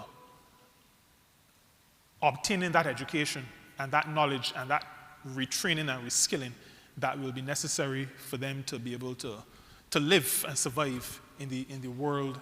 I almost said in the new world, but we're already there in this current dispensation. Thank you very much, Minister, for your very important comments. Now I turn to Katie to respond to a question. You mentioned that workers should be at the center of this of policy making in responding to the new challenges of artificial intelligence, and you also mentioned the importance of democratic governance regulation. So I'd like to ask you what, in your view, the labor movement should do to ensure respect for democracy, diversity, justice, and human dignity in deploying artificial intelligence. We know that there is all this discussion about algorithm bias, even in recruitment of workers. So this is just one example of many others in terms of the implications for human rights and non-discrimination and all that. So if you could share your thoughts with us. Sure, absolutely. So at the AFL-CIO, we recently created a tech institute so that workers can not only be in panels like this, but we can actually be in the lab. So we're partnering with Carnegie Mellon and other major institutions. So we're there not to clean up the problems, for example, but we're also there to be on the front end. It's oftentimes workers who know how AI will impact them on health and safety issues, concerns around surveillance. So that's one way, is making sure that we're there on the front end. And our Tech Institute is helping build that out, going to the Consumer Electronics Show, making sure, you mentioned one of the big challenges we have is people aren't educated, especially certain generations, even younger generations. Policymakers, our own government officials don't even have the necessary information. So we're spending a lot of time educating our leaders and people who make policy decisions. Workers know how to make things more productive, and that's a huge issue. And so I think making sure that they are brought in, at the beginning. I think in terms of democratic structures, I mentioned one of the biggest challenges is that it'll take a long time to ever effectively regulate, and especially in our country, given the tensions in Congress, it'll be extremely difficult. And so I want everybody to focus on the importance in our country in particular. You're seeing a lot of strike actions happen. And you might be asking why. We just got a 25% increase in the auto industry. We just had the Hollywood actors on strike. You had the screen actors on strike. You have people in the healthcare industry on strike. And if you look very carefully what the strikes are about, I think people traditionally think it's just about wages. And it's actually not just about wages. It's about shaping the changes happening in the workplace. And so not surprising that the auto workers put on the table, they actually wanted to go down to a 32-hour workday. In Germany, they've already bargained some of that. One of the biggest unions in Germany, IG Metall, understood that some people don't want higher wages, they want time off. It depends where you're sitting. If you have an aging parent or young children, you may prefer to get time off as AI is making things more productive in your workplace. So what we would say is, one, recognize the power. It's actually positive to have collective action, to sit down with workers on the front end. Workers are what make workplaces democratic, right? Being able to vote, being able to shape. In our country, we unfortunately have a culture of anti-union industry that doesn't recognize that you can actually harness that power. If the entertainers had waited, the SAG-AFTRA folks in Hollywood had waited for Congress to figure out how to govern what was going to happen with the streaming industry and with their rights, for example, one of the things they won in their contract is that information that's put on the internet that's theirs. If they write a script or something, it belongs to them. Well, these are huge things that are going to take a decade for our Congress. So that's the power. It's from the bottom up right now. In this country especially, where we can't get things through our Congress done on cutting edge industries, where you're going to see the power. So I would say if you want a democratic approach, you want an approach where people aren't scared by it, where they feel bought in, don't be scared by bringing and harnessing the opinions of working people, of unions. What unions are meant to do is address a lot of the issues business and governments are putting on the table here. Fairness. You can't get a counterbalance to the power of industry that is controlling most of this technology if you don't have the collective power of workers negotiating. So that, I think, is one of the most important things. As regulation is going to take a very long time, we don't need to get to a strike situation. We can actually get to a situation where employers and governments sit down. We were just talking at the International Labor Organization. We're going to be negotiating a platform standard that will serve as a new framework for the rest of the world. So lots of things that are happening from the bottom up, and we need to look at that as part of the movement towards democratizing AI. Thank you. David, now I'll turn to you. The question. You mentioned that the main challenge or the main advantage or the main positive aspect is the opportunity aspect of it, and versus the challenge, which is the access to this opportunity. So I'd like to ask you what companies like IBM and other tech companies can do to increase access to opportunity in general. This is the question, and I would ask everyone to try to respect now 3 minutes. I received this signal from the organizers that we still have to go through everyone and then open for Q&A. So if you could respect 3 minutes, it'll be great. Thank you. Thanks, Ambassador. I think the Minister talked about skills and building access to skills and opportunity very eloquently, and I would support his remarks there. You know, this isn't about necessarily creating classrooms or hiring thousands of teachers. There's a lot of assets out there already, whether it's the amazing courses made available on the web by the leading academic institutions around the world, corporations like IBM and LinkedIn and Microsoft have learning platforms. Ours is called Skills Build, which offers education and training to bring a person ready to be interviewed for a job, whether that's in cybersecurity or cloud or digital design or AI. You know, there are levels available for students, there are levels available for teachers, there are levels available for university graduates, there are levels available for workers who want to retrain. All these assets are out there, and I think one of the tasks for governments is to rethink where they are going to access their educational and training resources from, particularly for adult workers, because they have this problem of not only cost to access, but time, which is absolutely critical, particularly for workers in small and medium enterprises, which are the dominant part of our economy. As an employer, what do you do to create opportunity for your own employees? Well, I talked about reskilling, keeping them contemporary, and ensuring they can work with the technology, how it can augment their jobs, as we've talked about, not replace them, but they can be up to date and not fear for their future. And let me give you an example from inside IBM.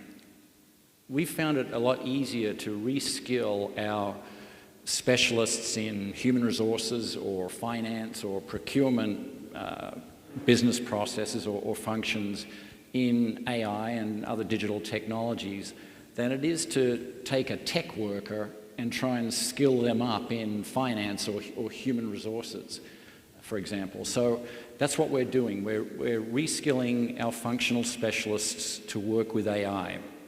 Now, in our human resources function, we've been doing that since 2016, and we've been deploying multiple AI systems across that function. And by the way, all of them have a human in the loop if they're doing something that affects an employee or a human being, There's never a fully automated management process that affects a living, breathing person inside IBM. So we trained our HR specialists in things like data analysis, behavioral science, AI conversation, and things like that. Today, over 70% of the recommendations for new AI applications in that human resources function come from those employees. So they've become the advocates for the technology that they've learned about. When we started this process, the drive for new applications was all very top-down from management. So what does that mean? That means the employees are driving change. They're the ones who understand what needs to be done, as Kathy said. And it also creates or positions them for new opportunities, frankly, if they want to leave IBM, because they've got a whole new portfolio of skills. And you know, so they are the innovators, and this is what we call co-creation. In other words, co-creation of the new technology that's going to drive your business. One other fact about opportunity. Those employees in compensation, in payroll, and on our human resources help desk are now on average at least one job band higher than they used to be, because they're doing higher value work, they're worth more to IBM, so they're getting paid more. So they've effectively upskilled with the technology. And so that's the role that employers have to play in bringing technology into these business processes to stay competitive. Thank you so much. Dr. Korinek will have to leave soon, so I'll ask you the question so that you have the opportunity to make one more intervention. There was something that you said that I found really provocative. You said in your first intervention that AI can be as smart as us, or can become as smart as us in the future, which is very troubling thought, because it means that it could replace even the creativity part of our brain, and the part of the brain that deals with creativity and creation and all that. So do you mean that AI in the future could be able to make the questions and not only answer them? Yeah. In an intelligent and smart way. Yeah, there are already That's plenty of signs that AI can be quite creative as it is right now. And the direction is very much that this is still improving. And again, there's a lot of uncertainty, so I don't want to say, oh, I'm sure this will happen in 5 years, but I would not rule it out. And I guess if there is one other thing I want to kind of say to the group here, I do think no matter what will happen in the long term, like in 5 years, in the short term, there is really so much potential and opportunity. And I'm from a small country in Europe, I'm from Austria, and I notice if I compare the attitude to these new technologies in my home country to the attitude here in the US, there is less of a can-do attitude. And I think we all need a can-do attitude. We need to encourage people to take advantage of these tools because they really carry tremendous productivity benefits. I have explored that in my own work as an economist. And from all the studies I have seen, pretty much anybody who does white-collar work, anybody who does cognitive work, and that means pretty much all of us, can become 10 or 20% more productive by just taking advantage of the tools that we have. And so my economic policy advice is encourage everybody in your countries to reap those productivity benefits. It will make your country better off. It will make you more productive in the short term. And having more productivity makes everything else, from all those distributive conflicts to all the budgetary problems and so on, much easier to tackle. Thank you. Thank you so much for your participation. Now I turn to Alvaro. Alvaro, you mentioned twice, I think that AI could be used for people to attain their full potential. And I believe that it was Alison who mentioned that importance of make technology accessible to everyone. And that it is a very important thought, because then this leads to another challenge that we have in many developing countries, which is digital literacy. In order for this tool to be used, you have to be able to overcome this first barrier that people need to develop skills for the basics, right? So I'd like to hear from you what your thoughts are on that, and if you have any program example that could be inspiring for us in this area.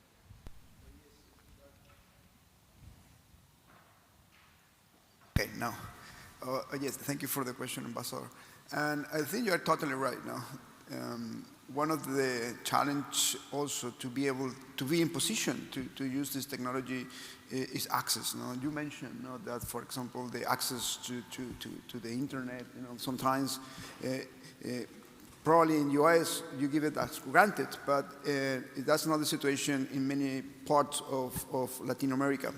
Actually, this year we did a study about what is the state of different dimensions of AI in Latin America. This was a study led by the National Center of AI in Chile, but actually was performed by study groups all around the region. We had 12 groups in different countries seeking the information to see what are the state right now in terms of different dimensions relevant to develop artificial intelligence. And one of those dimensions was infrastructure, how we are doing there. And I think one of the main output of this study is that in different dimensions, there are several countries or different countries in Latin America that are really doing the best job. For example, in open source, access and infrastructure and research and technological transfer. There's not just one country that is kind of leading all these dimensions, but different countries are doing a better job in different dimensions. What is called for probably some collaborations. So in terms of infrastructure, for example, so how we can learn, how we can share the good policies in different countries in Latin America that have been successful. And I think that's one way maybe to improve the situation. And I'm glad that here today in this organization, that is, it can lead that role. It can really help all these the countries in Latin America to find some common grounds. One other thing that appeared in this study is that there's not much collaboration between countries, at least in the technological front. In AI, for example, there's collaboration actually in these countries with countries outside the region, but there's not much collaboration inside the region. So that's an opportunity. Different countries are doing well in different dimensions relevant to the development of AI, and there's not much collaboration. So, well, there is some path maybe to improve. And infrastructure. Infrastructure is special because infrastructure can also be shared. And for example, computing power. You can really create some high-performance computing facilities that can maybe train models that are not really used in one country, but they can be used in several countries. So that's another opportunity. In infrastructure, some of them you can share to help to build a healthy ecosystem of AI in the region. Thank you so much, Alvaro. Alison, turning to you now, you mentioned, I think one of the main takeaways, I think, of your intervention in the panel is that technology can empower people, as you mentioned. And you gave an example that is very interesting, and it shows how it can help people to have access to information, and even people with disabilities. You mentioned the blind people. So since you have experience in Microsoft philanthropies in overseeing all these programs. If you could give other examples that you see this technology having a positive social impact.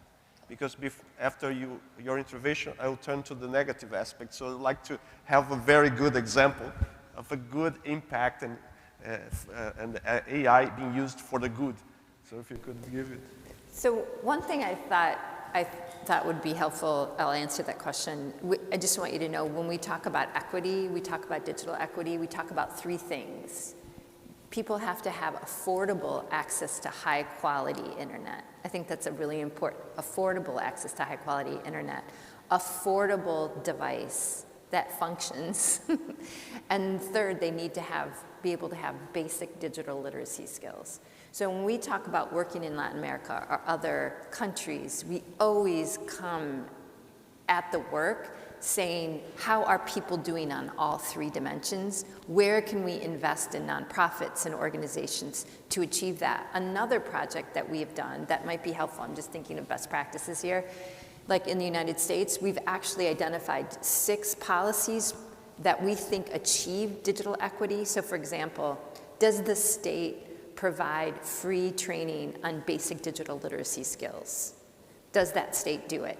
We figured out dimensions and we rated every single state with a group called the National Digital Inclusion Alliance that I highly recommend to work with, that can really just help lawmakers get more specific on where countries or counties or states are at, so that we're not talking in abstracts about digital needs and digital literacies. So that's one thing I wanted to be clear. The other thing that I wanted to be clear about digital skilling is that we have found that adults, to I think David's point, do not have time and feel no incentive to go out on their own. Well, I mean, not no incentive.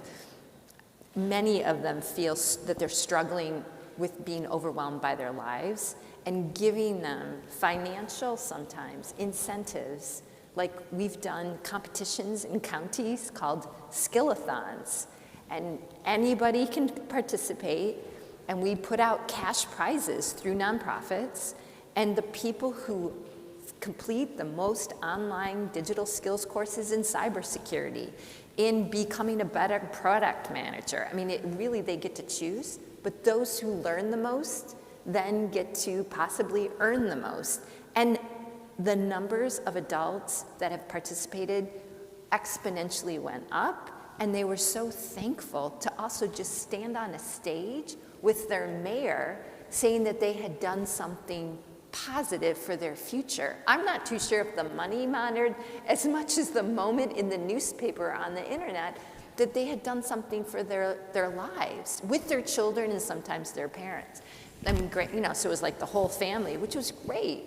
So I'm just saying that, like, I would love for all of us to walk away with some concrete next steps, especially when it comes to digital equity, because you really can't get to AI. I mean, it's hard, I think, to get to AI and to start upskilling in AI if you can't access the internet or don't have a device or don't know how to do basic digital skills. Okay, so there's that bridge.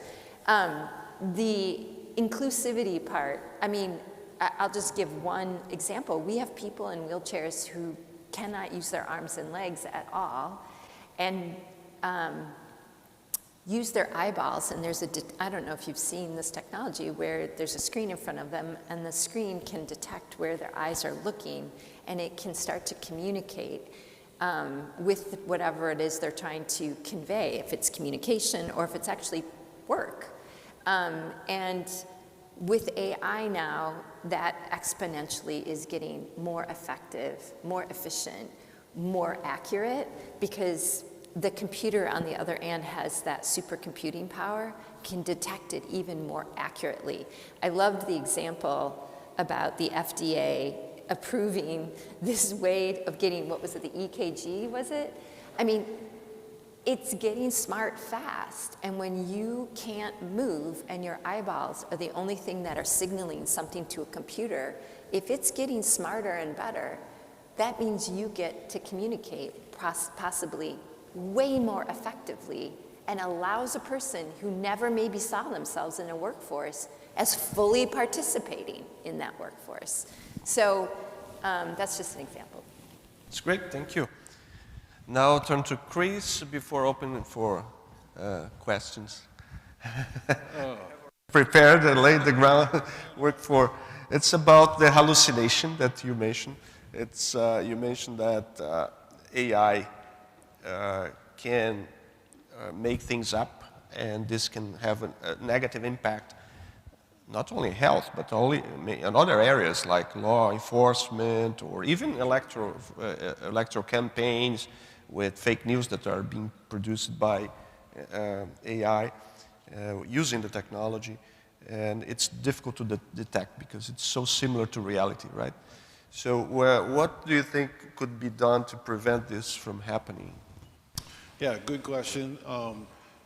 I think the first thing is to realize that it does happen and it's significant. Here we're talking about advances and we're evangelists of one kind or another, but we shouldn't be blind evangelists, right? These are really big problems that really affect people. Let me just give you one example that's already happened. So AI has been developed to help doctors make decisions about patients. And this is needed in places where, all kinds of places, but one place is needed is in the emergency room where they're overwhelmed, where there's just too many people coming in and they just have to go so fast. So many of the hospitals in New York, some of you may be familiar with this example, have been using one of these algorithms that were developed several years ago. And then, a few years after using some research, said, let's go back and see how well the algorithm did and compare it to the standard of care. And what they found is that this algorithm was recommending the wrong treatment specifically to African American populations only as much as 47% of the time. This has already happened. Obviously, it's a subject of large lawsuits now across all these hospitals. They've stopped using the algorithm. During the pandemic, the thing you put on your finger, the pulse oximeter, it didn't work as well in people with darker skin tones. And the egregious part about that is we knew that before the pandemic and did nothing about it. So it's one thing to talk about what might happen bad in the future. We got problems today, right? And we got to focus on those because real people are dying. And so the question is a good one. What do you do about it? Well, there are a number of things that you can do about it. First, you got to recognize it's real and not pan it off as nothing is there. There are a number of strategies that have been tried, but none are perfect yet. One strategy that's being advocated by Google, for example, is to add a so-called policy layer to the algorithm. Not quite the same policy that you policymakers would make, but as the algorithm goes through and does whatever it is you ask it to do, before it spits out an answer, it checks it against certain policies. Is it racist? Is it this or is it? And if it is, don't spit out the answer. Okay? That doesn't stop the problem, but at least it stops, the results from being perpetuated. There are a number of things like this. Testing and evaluation. Too often, we don't do enough of that going forward, both while it's being developed as well as post-market surveillance. 3, involving more of the people from the target populations. In any business, in any model, you have to make assumptions about your users. If the people developing the tools have little to no experience or credible expertise with a given population, the assumptions that they are going to make cannot be the best for them. And they're not trying to do anything bad. That's just the reality. Don't ask me to do your plumbing in your home. I'm a doctor, right? Even doing my best, it won't be good. It's the same thing here. So we've got to iteratively involve more people from those target populations in the design, development, and surveillance of the tools. These are a few things that we can do to get started, but it's a real problem today. Thank you so much. I think we can open now for a few questions. I would like to please ask those requesting the microphone with the support of the Secretariat of the OES to be concise. And please introduce yourself at the start of your intervention. Hello, my name is Ramon Sanchez. I'm a researcher and I teach at Harvard University. It's a really nice event and it's very rounded, different points of view. But my question was going to be how to include indigenous communities and economically depressed communities into AI tools and so on. But Alison actually answered my question before that. So my question now is a little bit different. How, or if there is a depository of best practices or things that have been successful in some of these depressed communities related to AI. And my question is, if there is such a repository, where can we find it? And if there is nothing like that, how can we create one and we can start doing some research together, different institutions working on that? Thank you. Thank you. I don't know who would like to answer the question. So in the health space, this is where we do a lot of work in this area. You know, there are a number of repositories. Well, first of all, you can go repository for what, right? There are a million things we're talking about here, right? So in the healthcare, we tend to put things by category, this disease, that disease, you know, and that's how we think about it. But when it comes to people, people are people, and they increasingly don't like this idea, I'm not a cardiac. Right? I have a heart, but I am a whole person. So I get your point, and it's well valid, and we should do it. There are a number of them out there. The scientific literature is replete with examples of things that can work, particularly on small scale. But there's another challenge. When you try to scale those up, most of the things that we have done on small scale don't scale well. They work in small scale, but when you scale them, they don't work. So there are a number of challenges here to get to, but the other thing is it's not a one-size-fits-all. We shouldn't, that mentality never works. We've got to understand user-centered design, understanding your target users, designing for their limitations. When we talk about people struggling to use, to me, that's an issue of design. I think of a future where health literacy is not a problem because we have better design. We don't need to teach people how to use everything. I'm a doctor, I don't know how cars work, right? I don't need to know how an engine works to drive it effectively. It's the same tool here. We've got to get better design that involves more of the target populations for real problems that people have. Would like to, I'll just add that I don't have an answer to your question either, but it's a problem that corporations like mine run into when we do targeted outreach to underserved or underprivileged communities in areas like skills development or education.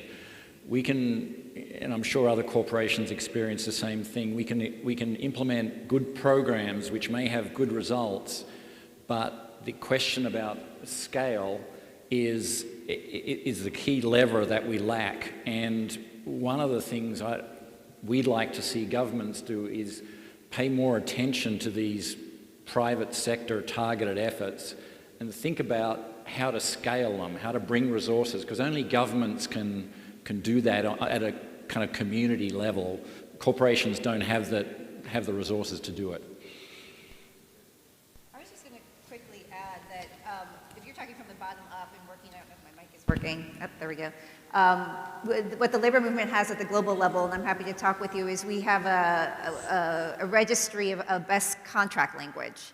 Because as I mentioned, as we're waiting for the regulation at this level, for example, what was just won here by the Writers Guild, right? Like how might folks in another community benefit from that? So we do have a collection of that at the global level, and I'm happy to share with you some of those resources, because I think that's how it's going to keep building people's movements from the bottom up until that's how you're going to get the democratic shaping of the demands and the structures. And so it's pretty piecemeal. It's not an ideal way of doing it, but we unfortunately don't have the fast needed processes to get democratic governance from the top down. Great. Yes, please. I just want to also share a project that we are developing that maybe is related to your question. So this project started as a creation of a translation tool for Mapuche and Rapa Nui, that is two Indians from Chile. So, but as we start working with the communities, we realize that it's really not to create a translation. It's not that translate this sentence to other sentence, because in the language, these communities has some way to see how they see the world, And it's not a translation, but we need to really work with the community such that this tool doesn't only translate, but also kind of communicate the way that they see the world through the language. So that's related to the question in the sense that if we are creating a repository of good practices, it's important to know that these good practices could be different for different communities because they had a different way maybe to see the world, or you know, and that's a thing that is important to also keep in mind, you know, when you create this repository, that it should be adapted to the local communities. I don't really have an answer for the repository, but just the question of scale, I would recommend if people are looking for laws that help really propel digital equity, the three-legged stool that I was talking about. In America, I was really excited 2 years ago this month, we passed the Digital Equity Act, which was part of our bigger telecom package. And it really has some great elements in there of how to lift up everybody in the process of deploying more digital skills, more digital technologies, and low-cost devices. So that's just a good piece of legislation, because that will get it for America. It's only $5.2 billion, but it's going to help get to scale. And the other thing is, just as a simple best practice, don't underestimate the power of just everybody not doing these kinds. I mean, I love these panels. This is really important. But going to the actual communities, going to the actual community centers with elected officials or government leaders and having them do really easy conversation, like a roundtable discussion about what keeps you up at night about AI, what are you excited about, and let's try a technology, and then again, take photos and propel them to start a conversation versus AI is here and everyone's fearful. It can be simple, and I think us getting into local community, I mean, for me, I can go around this city talking about federal policy and state policy all I want. I can also walk to the school that's around the corner that has 90% of the kids on free and reduced lunches. In America, that's a sign of poverty for the DC public schools. And sit down with the teachers in that school once a week just to make sure that they feel part of the AI conversation. I can do both, right? And I think it's important to be that kind of leader who can be thinking big picture, but also be working locally. So I think we have time for one more question. Please.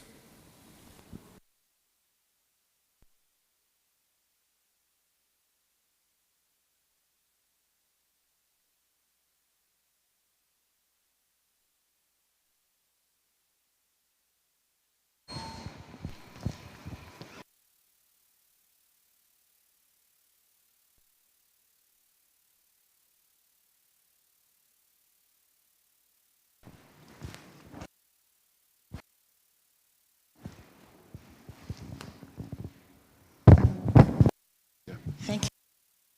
Delita McCallum, alternate permanent representative of Jamaica to the OAS. First of all, let me just express personal gratitude for the very useful and informative and inspiring panelists this morning. And to the organizer, Ms. Osborne, thank you very much. I think that, the idea of artificial intelligence is very, very, very important. And as the minister spoke about small island developing states, we hear the word more inclusiveness, greater inclusiveness after the pandemic.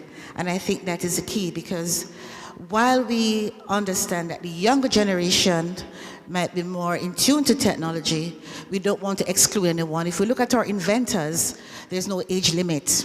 Persons have become inventors, creators at any age.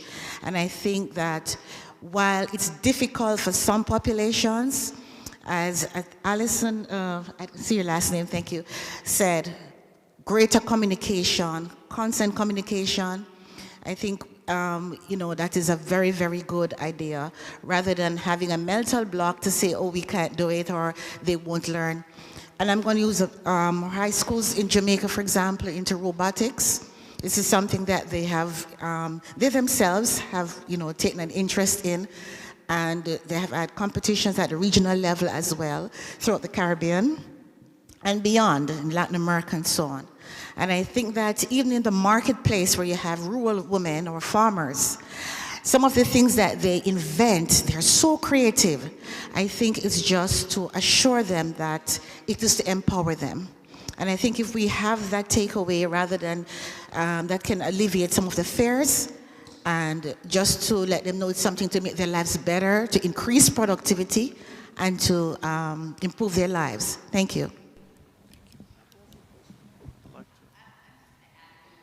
Story there.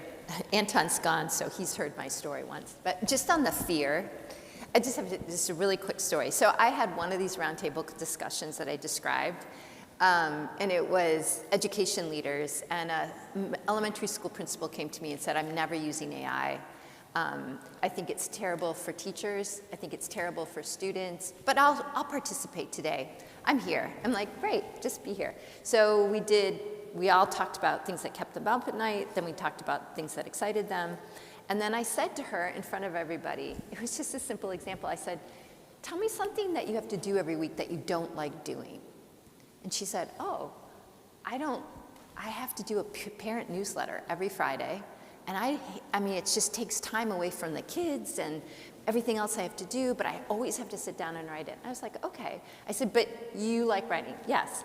I said, tell me the things that you were going to write about this week. So she told me a couple of topics. So I'm on my computer, and I put generate newsletter, and then I put the topic she said, and I hit enter. Well, up on the screen, she saw the newsletter get generated. And I am not saying I don't think principals should learn how to cognitively function or write or any of those things, but then she looked up at the screen, she said, I need that tomorrow. So I went from, within 40 minutes, a leader in education who absolutely wanted to have nothing to do with AI, with the big bad AI, to I need that tomorrow. I do wonder if we brought this down to how does this help you in your current job? How do you alleviate some of the pressures that you have in your current job? If that would start allowing more adults to embrace a bit of the change that I think we're going to have to embrace. It's just a matter of how we're going to get people there. In different occupations, it will always look differently. But again, back to my friends of the AFL-CIO, who are amazing leaders, I think bringing the worker to the table, having them have input and making them feel like it is about them can make a huge difference. Thank you. Yes, So please. one final brief, and I'm building on both of those and my Jamaican counterpart. The matter of reaching people where they are, because in my opening statement, I spoke about these large meetings that have been happening, President Biden, Prime Minister Sunak, with a bit of fear hanging over countries. And that fear extends to individuals, and it is not just a fear of losing jobs, it is a fear of how am I going to manage this thing that my brain is not up to accepting. And I think you mentioned it earlier, we're going to have to do this probably in a West Indian context, Caribbean context, community by community. You talked about the school around the corner. We're going to have to go to communities and share the possibilities, show some concrete examples, and get people on board. We have to do it in communities while at the same time we do it with workers in workplaces. But I think we're going to have to go to communities because they need to be comfortable. And I think we will recognize that a lot of creativity, a lot of the answers, a lot of the direction could come from those spaces. Thank you so much. I think we have come to the conclusion of the panel. I would like to thank you for your questions and thoughts shared in this session. I would like to ask our speakers and audience to remain in your seats because we will proceed to the signing ceremony of the cooperation agreement between the OES Executive Secretariat for Integral Development and the National Center of Artificial Intelligence of Chile. CENIA. This agreement is to formalize the designation of CENIA as an OAS Center of Excellence on Transformative Technologies. We ask Mrs. Kim Osborne, Executive Secretary for Integral Development, Dr. Alvaro Soto, Director, to please join us at the table for the signing ceremony. We welcome as well my distinguished colleague, Ambassador Sebastián Kraljevic, Permanent Representative of Chile to the OES, who will share remarks on the importance of this agreement. We kindly ask our speakers and audience to please remain seated.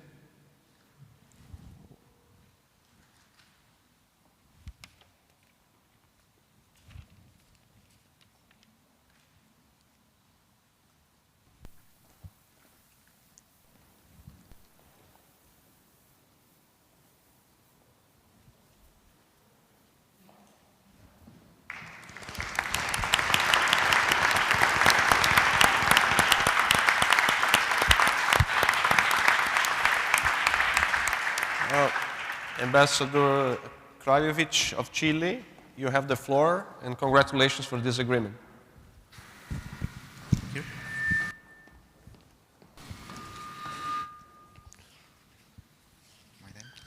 Hello everyone, Secretary Osborne, Dr. Soto, colleagues, ambassador representatives, experts. I am delighted to be participating in this exciting conference on artificial intelligence, and of course, to be part of the signing of this agreement between the Centro Nacional de Inteligencia Artificial de Chile and the OAS, the Organization of American States. I really appreciate this space with the company of Dr. Alvaro Soto and the Secretary Kim Osborne from the OAS. I'm going to switch to Spanish.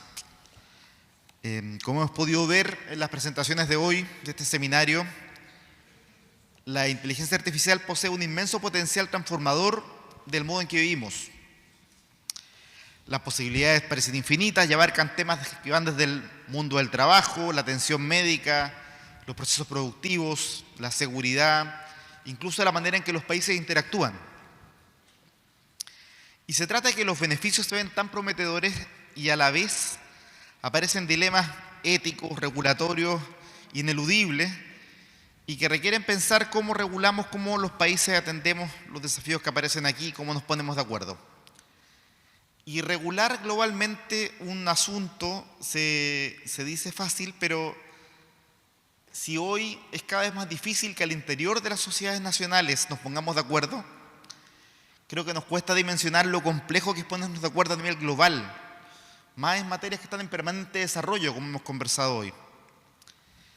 Ahí vemos nuevamente esta dualidad de oportunidades y desafíos, esta suerte de tensión, donde por un lado es cada vez más evidente la necesidad de un multilateralismo, cada vez más necesario, mientras vemos que hoy los espacios multilaterales nos cuesta incluso ponernos de acuerdo en lo más elemental. En un cese al fuego, por ejemplo, nos cuesta ponernos de acuerdo. Ese es el escenario en que estamos, que es prometedor y desafiante, y en eso nos parece necesario y justo, y creo que lo doy un buen pie para ello, en que el hemisferio, y en particular América Latina y el Caribe, desempeñan un papel más activo en el desarrollo, en el aprender estas herramientas tecnológicas. Por ello nos parece especialmente saludable que este debate tenga lugar acá, en la Casa de las Américas, porque pensamos que es un debate donde no se puede reducir exclusivamente a las perspectivas del norte global. Necesitamos que las diferentes realidades, las diferentes culturas sean parte de esta conversación, de modo que cuando lo pensemos globalmente reconozca efectivamente las particularidades, las historias, las culturas de cada zona del planeta. En ello, si bien nos parece claro que el marco de Naciones Unidas es el más adecuado para promover y administrar los mecanismos de supervisión, de gobernanza, de regulación, lo que podemos hacer aquí desde la OEA en implementar a nivel regional y por qué no también en intercambiar experiencia, en reconocer prácticas, recién la pregunta lo planteaba, cómo intercambiamos prácticas, contenidos puede ser muy importante. En esa línea Chile promueve una inteligencia artificial que sea transparente, que sea equitativa, confiable, que tenga en el centro a las personas y a los derechos humanos, que sea inclusiva y fomente el desarrollo sostenible.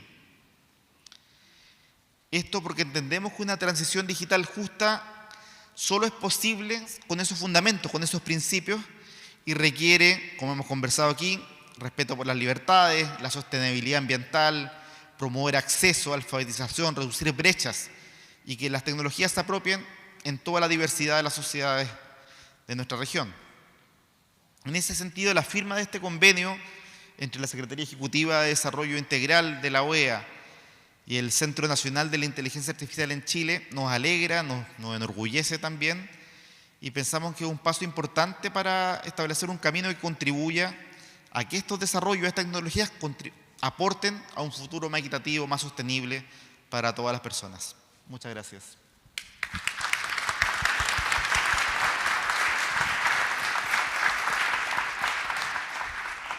Muchas gracias, embajador.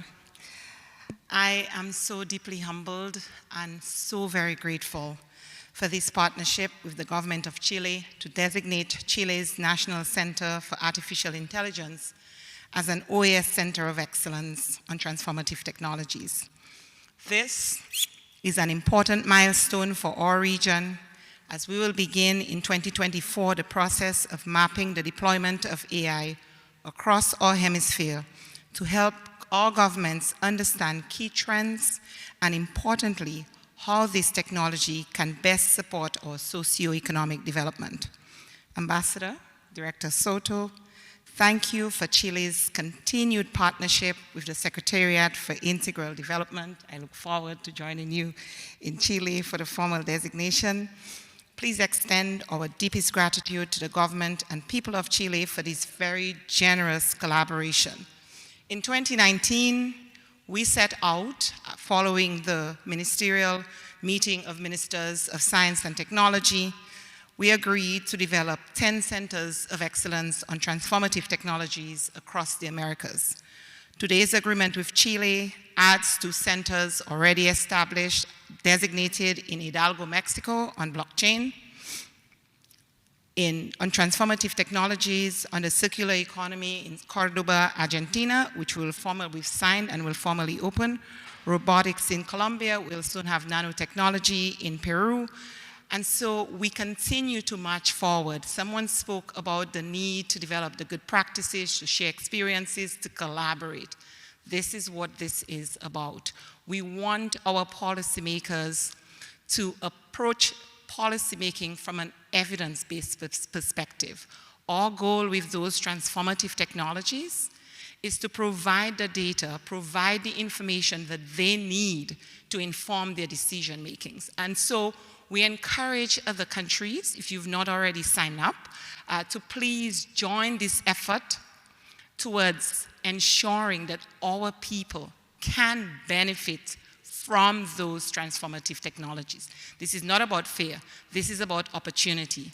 And we have to embrace the opportunities that they bring. And we can only mitigate the risks if we know what we are dealing with. And those centers of excellence will help us to map up the trends, to do the research that is needed to inform decision making. And so I'm tremendously grateful to Chile for designating your center as a center of excellence.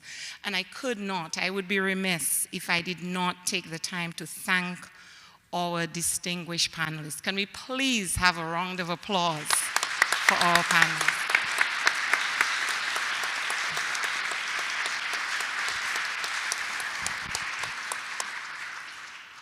When we set out to do these roundtables, it was for exactly that, right? To encourage learning, to share, to inform.